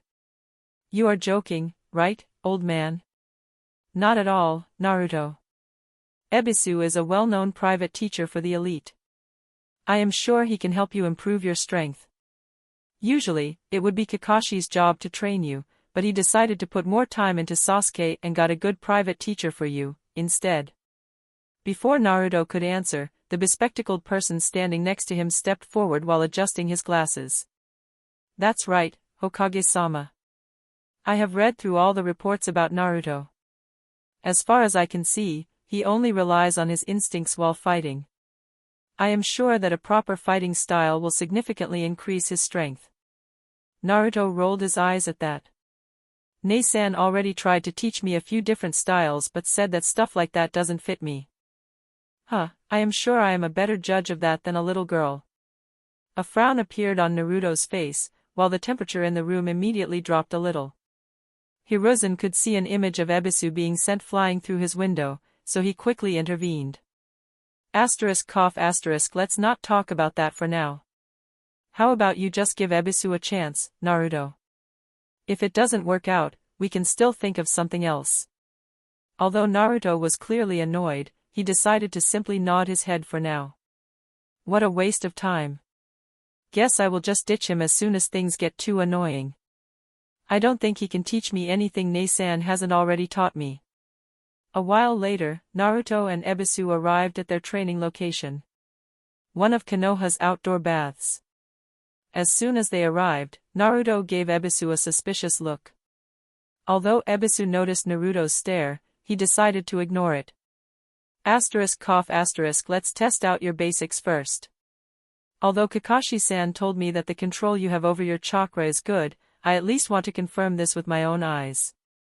Show me how well you can walk on warm water and we will see where to go from there. Naruto rolled his eyes after hearing about such an easy exercise. He, immediately, jumped towards the pool of hot water and safely landed on the water like it was solid ground. Ebisu's eyebrow twitched a little when he saw how effortlessly Naruto landed on the water. Kakashi-san, couldn't you have been a little more specific? When you said, good, I assumed you meant, good for someone with such a massive chakra pool.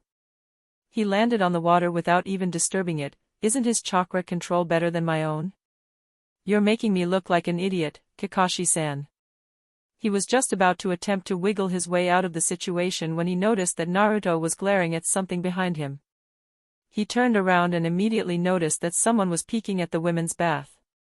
Without a moment of hesitation, he charges at the peeper. I will not forgive such shameless behavior. Unfortunately for him, a huge frog appeared under the voyeur and slapped Ebisu away with its tongue, knocking him out instantly. Geez, keep quiet. What if I am found out? Naruto, meanwhile, could only shake his head. He walked over to Ebisu and gave him a few nudges with his foot, before shaking his head again. I knew he was weak, but he actually got knocked out in one hit, huh?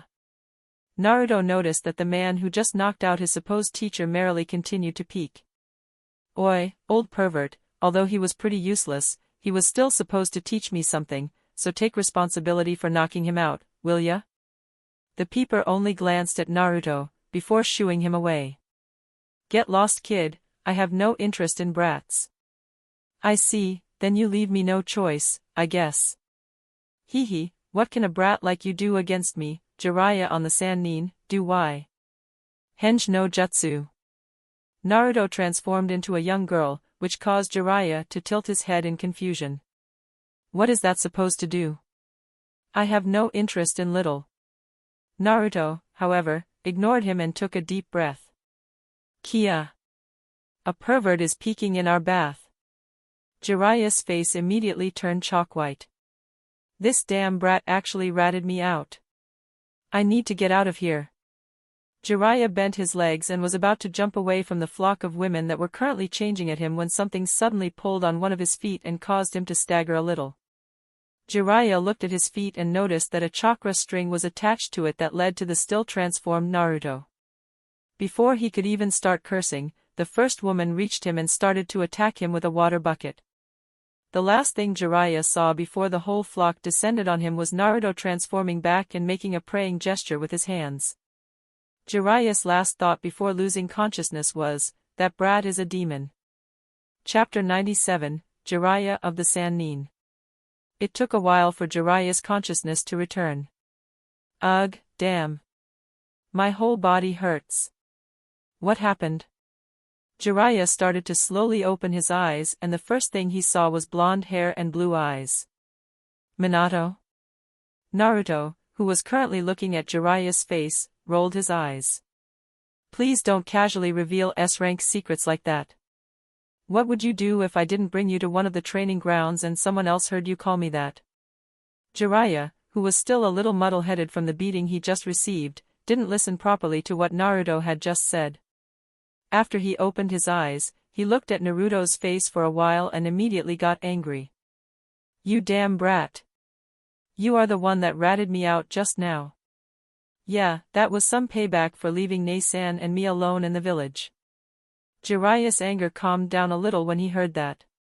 At first, he had no idea what Naruto was talking about. The more parts of his brain rebooted, however, the more he understood the situation. With another groan, he managed to get his beaten body off the ground and on his 2 feet. What is your name, brat? Naruto Uzumaki, nice to meet ya. Jiraiya couldn't help but groan again when he heard that name. Damn, guess I deserved that beating. Seems like he has even found out who his father was. He probably hates me for not taking care of him despite being his godfather. You might hate me for what I have done, but after Kyuubi's attack, Konoha was in a very dangerous situation. I simply didn't have time to take care of you. Naruto only shrugged his shoulders. Yeah, Nae-san already told me about it, so I decided to settle it with you getting beat up. Besides, it's not like I lived a bad life. Nae-san has always protected me, after all. Nae-san? As in your twin sister? Why would she be the one to protect you? There should have been plenty of shinobi clans willing to adopt you too. Naruto shook his head. We lived in an orphanage until we were 3 and then we were kicked out of it. Although I am not sure how Nae-san did it, she managed to rent us a flat on the next day where we lived for quite a few years. Jiraiya was visibly shaken by that. Why didn't anyone adopt you too? I wouldn't even be surprised if some families were willing to fight over that right. Naruto thought for a moment and then just shrugged his shoulders. Nae-san said that some mummy guy called Danzo was scheming in the background. He is also the reason why most of the civilians hate us and call us demon twins. Jiraiya visibly staggered backward when he heard that. In no way. Minato, you wanted your children to be the village's heroes and yet, they somehow became scorned by the whole village. Jiraiya's anger spiked when he imagined Minato's children having to fight for themselves for all these years. He gritted his teeth and barely managed to get the word Danzo out of his mouth before his chakra and killing intent flooded the training ground. He was in. It took him half a second to realize that Naruto was still standing next to him and that he would probably be crushed by the pressure before he removed it. To Jiraiya's surprise, however, Naruto didn't even flinch. Although he was shocked by that, Naruto's next word surprised him even more. More chakra than Orochimaru, but the killing intent is weaker, huh? So, the pressure is around the same level. You have met Orochimaru? Yeah, he attacked my team during the Chunin exam and wanted to make Sasuke his Boido. Put a curse seal on Sasuke Uchiha. During the Chunin exam? What is Orochimaru even thinking? Has he gone completely insane? Naruto could only shrug his shoulders. He had no idea either, after all. I should have met the old man before I started my research. I really need to get updated on what is currently going on inside Konoha. First, however. Jiraiya looked at Naruto with a smirk on his face. Kid, are you interested in? In case you have the same interests as Orochimaru, I'll have to decline your offer. It took Jiraiya quite a while before he understood what Naruto meant with that sentence, but when he did, his face flushed with anger. Damn brat. Stop spouting nonsense. I wanted to offer you some training. Oh. I knew that, I was just joking. I accept your offer. He might be a pervert, but as one of the Sannin he should have some good stuff, right? Although Jiraiya could feel that a heavy headache was about to hit him any moment now, he decided to push through for now. Anyway, let's get started. First of all, this might surprise you, but you actually have two different types of chakra inside of you. Have you ever noticed that? Naruto could only roll his eyes at Jiraiya's question. You really should have talked to the old man before starting your so-called research. Oppressive chakra leaked out of Naruto, while his eyes changed color from blue to red. Jiraiya exclaimed in surprise when he saw that. You can already control Kyuubi's chakra. Well, obviously, not all of it, but yes, I can. Good. Very good. You really are Minato's son. In that case, are you interested in a summoning contract with the Toads? The Toads? Naruto frowned a little and couldn't help but be a little skeptical about it. Jiraiya naturally saw Naruto's skepticism and chuckled a little. No need to worry like that. The Toads are actually one of the 3 strongest summons, the same as the snails and the snakes. Jiraiya went through some hand signs and a big toad with a scroll in its mouth appeared. How about it? Interested in signing a contract with them? Before Naruto answered, he decided to ask for a second opinion. Kurama, what do you think? Should I do it? I know almost nothing about summons. Any input?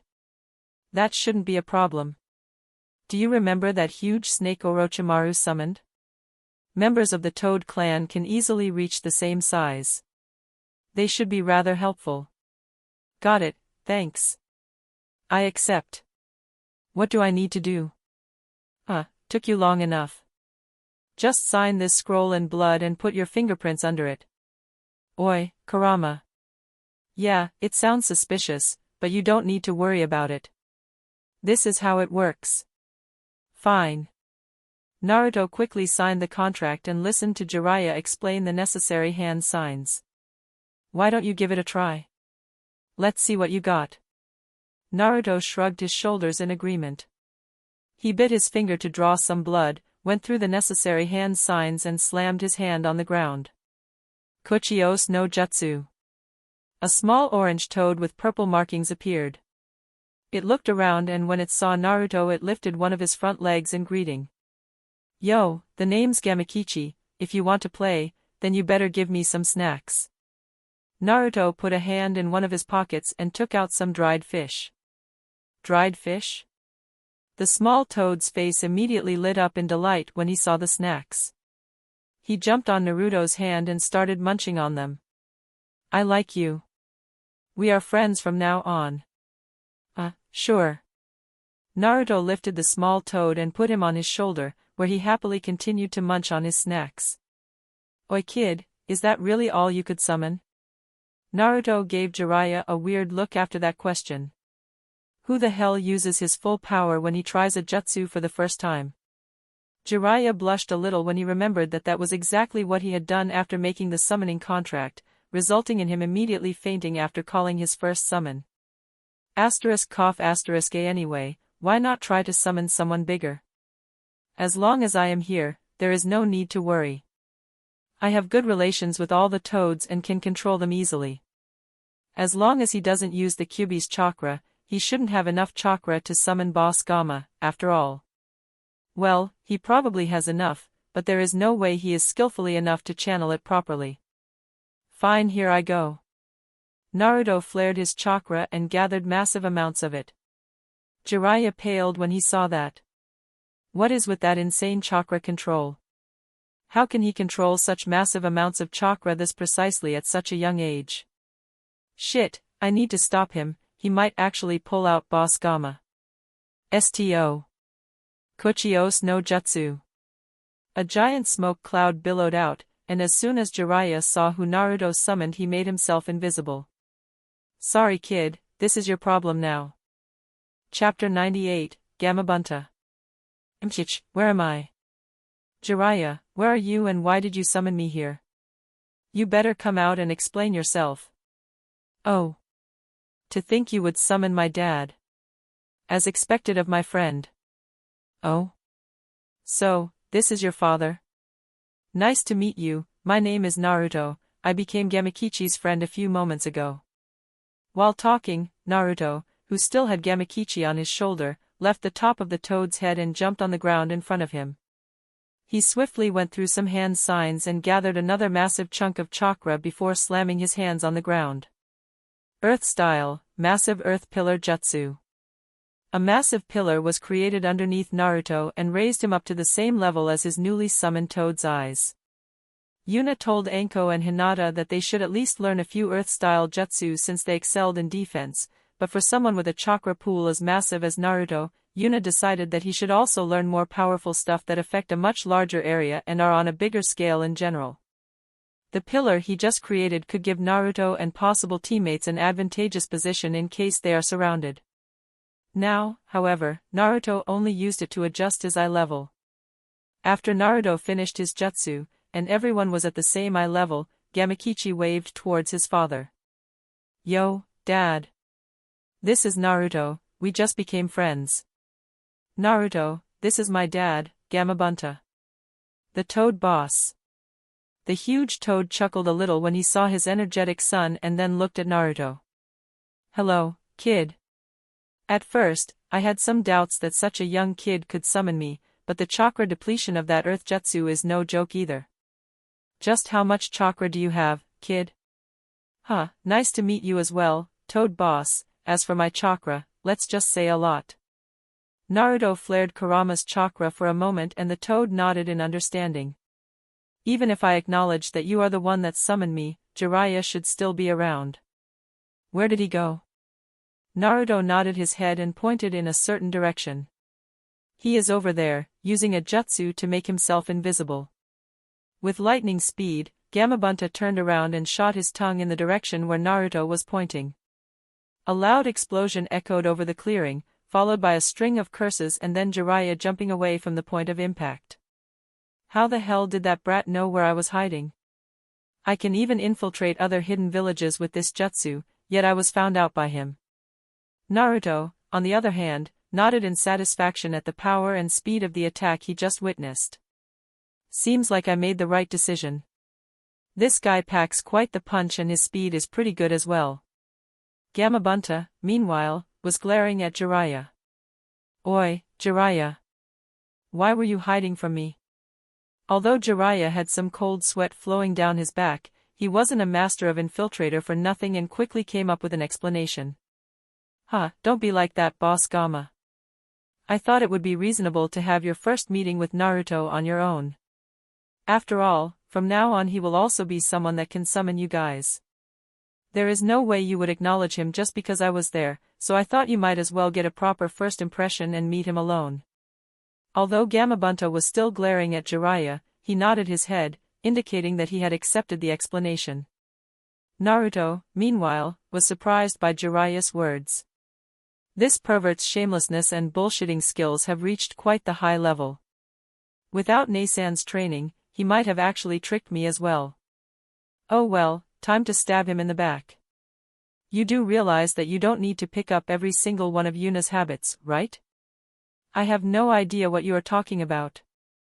I take that as a no. Huh, what are you saying, old pervert? Why are you suddenly buttering up to the Toad boss?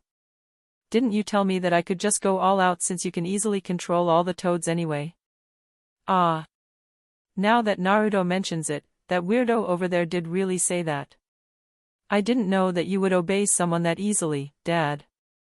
Nice assist, Gamikichi. Oh? Is that so, Jiraiya? B-Boss Gamma, calm down. I didn't say it like that. This damn brat ratted me out again. So, you are saying my kid is a liar? Shit, that made it worse. No other choice. Got to use my secret move. What? No. What I mean, oh my god, will you look at that? Jiraiya pointed at something behind Gamabunta. Gamabunta, however, didn't move at all and was still glaring at Jiraiya, while Naruto couldn't help but facepalm. Well, seems like my secret technique failed, guess I need to try another one. Sorry about that. I thought it would be funny, haha. Anyway, what I actually wanted to say was, gotta go Siabi. Without saying another word, Jiraiya detonated a smoke bomb, turned around and started to run away at full speed. Behold my secret move, running away as fast as I can. Gamabunta snorted at the fleeing Jiraiya but didn't bother chasing after him. He turned around and returned his attention to Naruto. Anyway, kid, don't think just because you became friends with my son that I will acknowledge you and help you fight. I only acknowledge people after I exchanged good alcohol with them. Naruto's eyes shone when he heard that. He started to rummage around in his weapon holster and pulled out a scroll.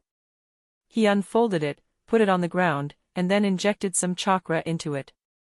With a puff of smoke, a huge, 5-liter, bottle gourd appeared. Neisan said that I should always carry around some good alcohol, in case I need it. I had no idea what she meant by that, but, as expected of Neisan, she was right. Although I don't know much about alcohol, I was told that this one here is good. Why don't you give it a try? Oh? You even prepared alcohol for me. Not bad, kid.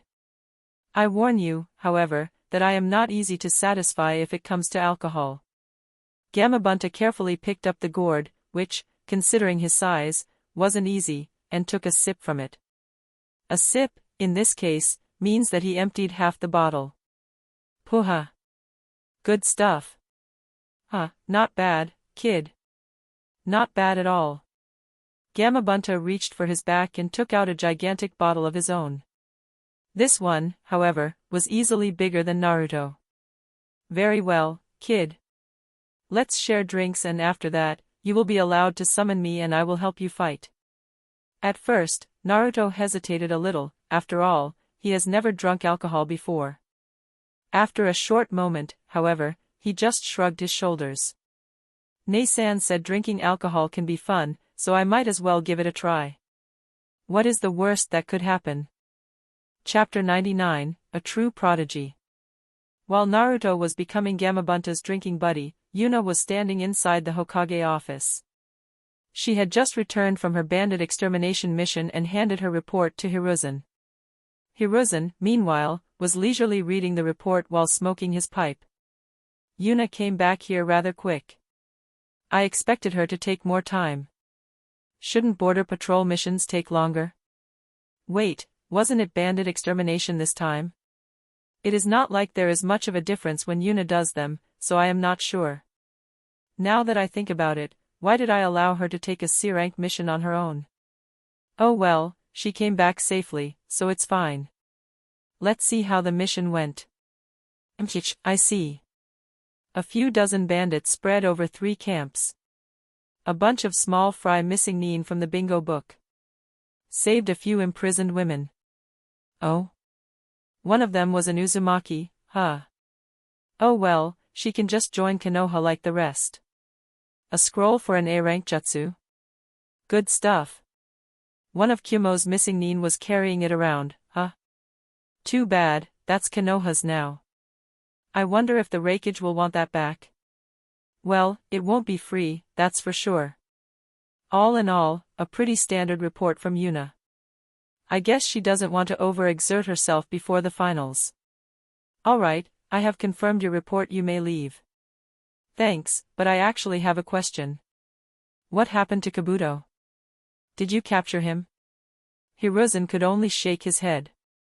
Unfortunately, he managed to detect the seal and cut off his foot. Was there a reason why you put it on his ankle? If you put it on his chest or head, he wouldn't have had that option. That might be the case, but it is much easier to detect the seal when it is placed somewhere where a lot of chakra flows.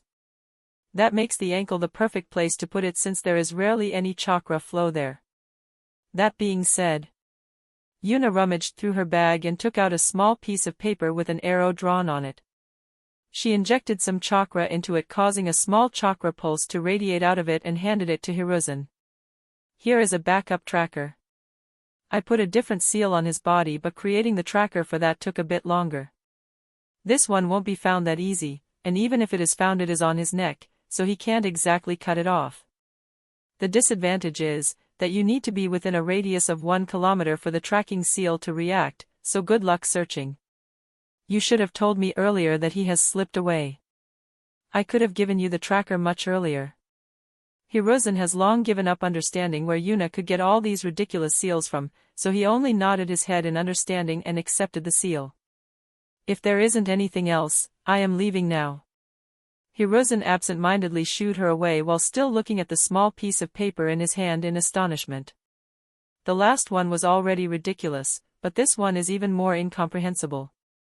With the one she created during the first test, I could at least understand that it used seals. This one, however, seems to be only a normal piece of paper with an arrow drawn on it. Whatever, let's call the ANBU and see if they can find Kabuto.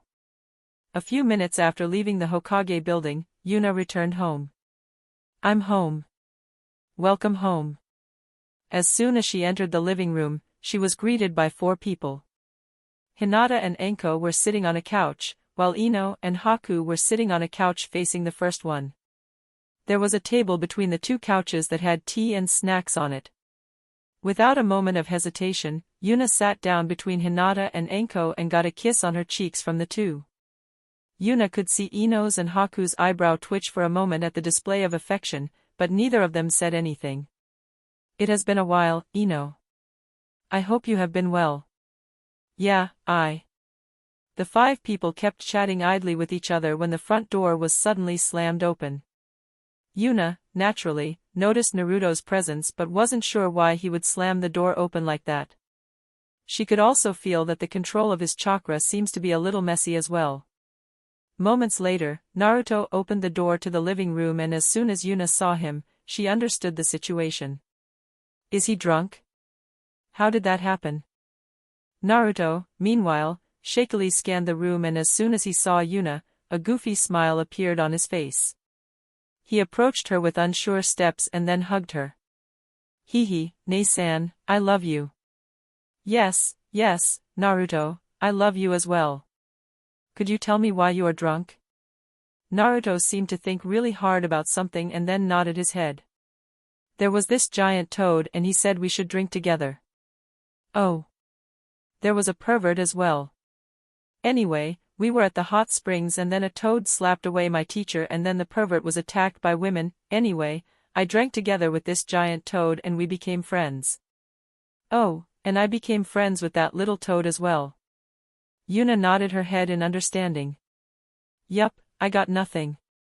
That sounds really amazing, Naruto. How about you sit down and drink a glass of water? You must be thirsty. Naruto thought about that for a while and then nodded his head. Without a moment of hesitation, he sat down between Ino and Hako. He looked around and noticed that Ino was here as well. Another bright smile appeared on his face. Ino-chan. It has been a while. I am happy to see you again. Before Ino could answer, Naruto hugged her and nuzzled against her neck, causing a weird scream to escape Ino's mouth. NN Naruto, WH. You smell so nice, Ino-chan. A crimson-red blush appeared on Ino's face as she was too flustered to say anything. Yuna noticed that while Ino was clearly happy about being this close to Naruto, Haku seems to be a little annoyed by the situation. Naruto, Haku is also sitting next to you, haven't you missed her as well? Yuna could see Haku panic a little, but before she could run away, Naruto had her in the same position as Ino previously. Hihi, Haku-chan, your skin is really soft. Haku reacted similarly to Ino previously. Her face was crimson red, while she was completely incapable of saying anything. This time it was Ino's turn to pout in annoyance, which almost caused Yuna to laugh out loud. She glanced at Anko and could see that she had an amused smirk on her face as well. Even Hinata seemed to be amused by the situation before her. Yuna moved her hands and hugged the waists of Anko and Hinata beside her, which caused both of them to lean into Yuna. Hihi, look, Naruto, we are both surrounded by two women. How about you try hugging them like this? It feels really comfortable. Ino and Haku both panicked when they heard Yuna's suggestion, but before they could run away from Naruto, he had already grabbed their waists and was pushing them towards himself. Huh, Nei-san, you are right, this feels really nice. Yuna noticed with some amusement that instead of being angry with Naruto, Ino's and Haku's glares were constantly switching from each other to Yuna and back to each other. As expected of my little brother. Seducing two women at the same time is no easy feat, a true prodigy. Wahaha, serves you right, Yonghaf. Now I am no longer the only one suffering through the depravity. Chapter 100, My body is moving on its own. A bit of sunshine entered a dark room and caused the owner of said room to stir and slowly wake up. Ugh, damn. What happened yesterday? My head hurts. Hihi, a headache isn't your only problem. What do you mean, Kurama? Mhich? Is there someone next to me? Naruto had a weird expression on his face as he slowly looked to his right. As soon as he did, his face turned crimson red. Is that Ino-chan? Sure is, but aren't you missing something? Naruto, naturally, knew what Kurama meant. After all, he could feel a person on his left side as well. Naruto slowly turned his head and saw Haku lying on his left side while hugging his left arm. He blushed even harder and came closer and closer to fainting. Kurama, what happened last night? I wonder, it was pretty wild, you know. This is no time for jokes. Waha, fine, fine. Nothing happened. You were sitting on a couch in the living room while hugging those two and then just stood up and said you would go to sleep while still holding them. Quite domineering of you to carry both of them into your room like that, fahaha. Although Naruto was still blushing hard after hearing that, he couldn't help but sigh in relief. Okay, could be worse, I guess. Hihi, it is worse. At first, Naruto wasn't sure what Kurama meant, but after a moment of thinking, his face turned pale white. Gulp WW, was Nei-san there as well? Yup. How much happened because of her? Mchich, not that much. Although she was egging you on, you weren't exactly shy while approaching these two either. Okay. Time to become a missing nin, I guess. Nothing I can do about that. Becoming a missing nin is still better than the teasing I will have to endure from now on. Bwahaha. Shut up, damned fox. Bwahaha, phew, okay, haha. I am fine now. Faha cough. While Naruto was arguing with Kurama, Ino woke up. She looked around the room in confusion, but when she saw Naruto lying next to her, a crimson blush appeared on her face. And no way. We actually slept in the same bed. We haven't even kissed yet, but we already spent a night together in the same bed. Ino slightly moved so she could look over Naruto and saw Haku sleeping on Naruto's left side. Damn it, Haku is here as well. If it was just me, I wouldn't mind that much, but why does there have to be another woman as well? Is it Yuna's influence? Did Naruto see how his sister was having two women by her side and wanted to experience the same? Now that I think about it, wasn't Yuna half responsible for this anyway? Naruto noticed that someone was moving and looked at Ino. As soon as he met eyes with Ino, he chuckled a little, which earned him a swift punch to the stomach. Idiot. Guess I deserved that punch. Did you mean it? Seeing Ino's serious look, Naruto's face also became serious. What do you mean? Yesterday you said you liked me, did you really mean that? Although Naruto's eyes widened for a moment and a blush appeared on his face, he nodded his head. I do like you. I like how energetic you are and how you are fun to be around. And I think you are CC cute as well. Ino blushed, but still hugged Naruto with a happy smile. Naruto was just about to hug Ino back when a third voice echoed through the room. What about me? Naruto stiffened when he heard Haku's voice. He would be lying if he said that he didn't like Haku, but he thought it would be a bit too much to do so straight after he said the same to Ino. Well, it was not like he could do anything about that now. I like you as well, Haku-chan. I like how you are always calm and collected and think that you are really beautiful as well. Haku gave Naruto a happy smile and also hugged him. Naruto, however, knew that the situation was far from over. Ino and Haku were currently glaring at each other and Naruto could almost feel where their gaze met in midair. Whatever, I'll resolve this in one go. All in. Wahaha, go for it. Go out in a last blaze of glory. Naruto ignored Kurama's roaring laughter and channeled his inner Yuna. His hands slipped around Ino's and Haku's waists and hugged both of them. You two like me as well, right? How about you both become my girlfriends then? I swear I will protect you and make you happy.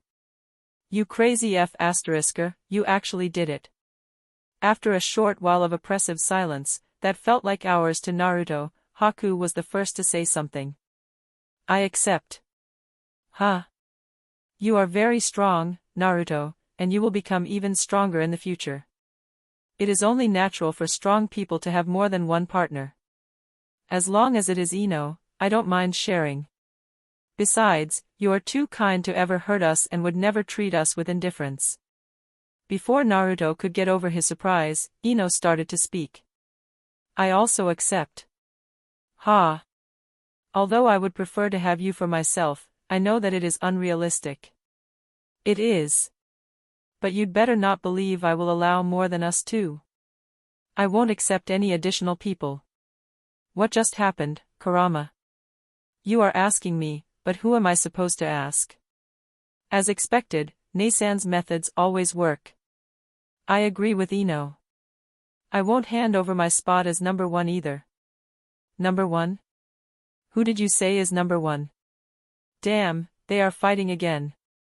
What would Neisan do? Probably something outrageous.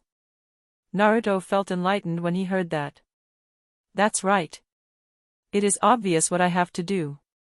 It is? Naruto boldly pulled Ino and Haku towards him and then gave both of them a light kiss on the lips. As soon as he finished, he completely froze up and his head turned crimson red. What the hell did I just do? As expected, Yuna's existence has finally corrupted you completely.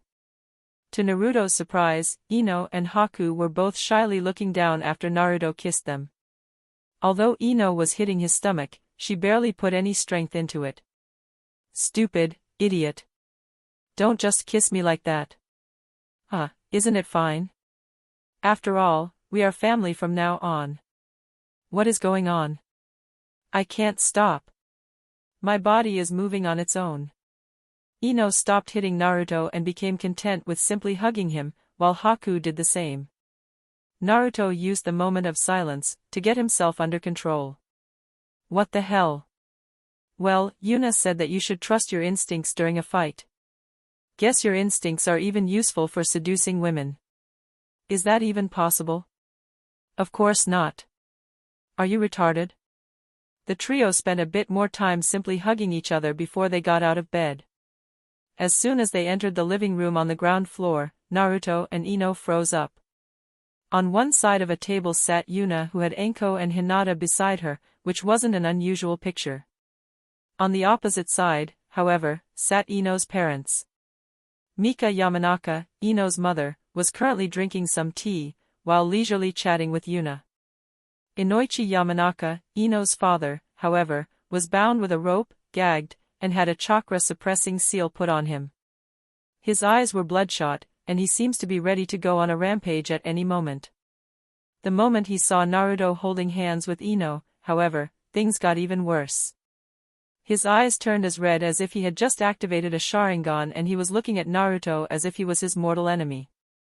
Seeing the spectacle in front of him, Naruto had only one question.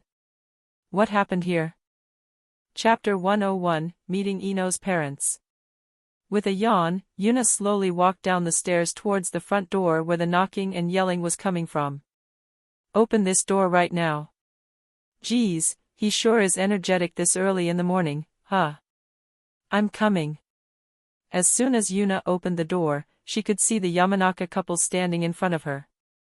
While Mika Yamanaka seemed to be calm, Inoichi seemed to be ready for a fight to the death. Where is my little princess? Oh, it has been a while, Inoichi. Mika Yamanaka, I assume. Nice to meet you as well. As for Ino, she is currently sleeping in Naruto's room. Inoichi's eyes almost popped out when he heard that. Without another word, he charged past Yuna and entered the house, but the moment he took his second step, a bunch of seals lit up, and moments later his whole body was paralyzed on the ground. Next, another set of seals lit up and ropes appeared out of nowhere, tying up Inoichi's hands and feet, and finally a third set lit up and a chakra-suppressing seal appeared on him. Yuna could only shake her head when she saw that. Shouldn't you know about our mastery over sealing? Charging inside the house we live in is not a good idea. Untie me right now. I need to save MPHF. Another set of seals lit up, and the next moment Inoichi's mouth was gagged as well. Yuna could only shake her head at how Inoichi acted when his daughter was involved and looked at Mika. I assume you are here to talk. How about you come in for a cup of tea? Although she was still surprised by how easily her husband got disabled, she still nodded her head. Ino has talked about Yuna occasionally, and although she certainly was a strange character from Ino's stories, she could at least be deemed trustworthy. What was even more important to Mika, however, was that Yuna is the reason that Ino let go of her childish crush on Sasuke and finally started to take being a shinobi seriously. She had been really worried when Ino put more focus on looking good rather than on increasing her strength, and probably would have forbidden her from becoming a shinobi if she continued acting like that. Of course, that would be lovely. Alright, follow me. Yuna nodded her head and casually threw Inoichi over her shoulder to carry him to the living room, while Mika followed her with an amused smirk. Although Inoichi was wiggling around like a worm, he couldn't get out of Yuna's grasp no matter what he did. You should put more effort into training your body. If this is all the strength you have, then you might as well kill yourself when you are out of chakra on a battlefield. Although Inoichi's struggling intensified, Yuna still carried him casually and sat him down on one of the couches in the living room while Mika sat down next to him. Now, dear. Calm down for now. We can't advance this conversation if you are making a ruckus like this the whole time. Although Inoichi stopped struggling, he still looked like he was ready to run amok. Yuna casually poured Mika and herself some tea and took a sip. I would have served you some as well, Inoichi, but rather than mine, your hands are the ones that are tied, hee. Wow, that was lame. Anyway, I can sense that Ino has already woken up, so how about we wait for her? Mika nodded her head, while Inoichi's glare remained as fierce as it was.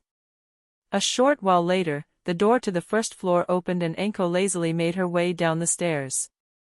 She slumped on the couch, gave Yuna a small kiss, and then nuzzled into her. Mornin'.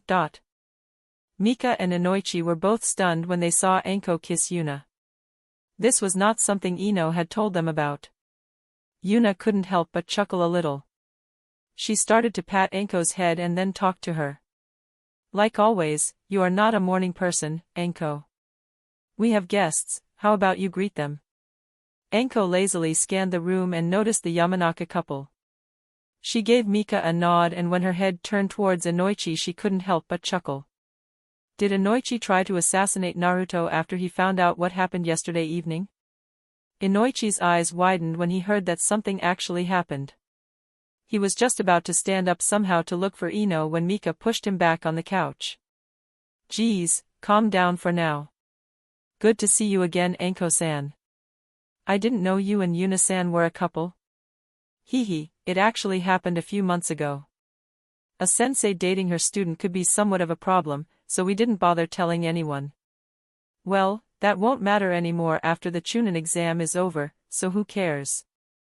Mika was about to ask what Anko meant when she said that it won't matter after the Chunin exam anymore when the door to the first floor opened yet again. This time, it was Hinata's turn to walk down the stairs. Although she wasn't much of a morning person either, she at least noticed that there were guests and didn't act as sloppy as Anko. She slowly walked down the stairs and gave the Yamanaka couple a polite nod. Hello, nice to meet you.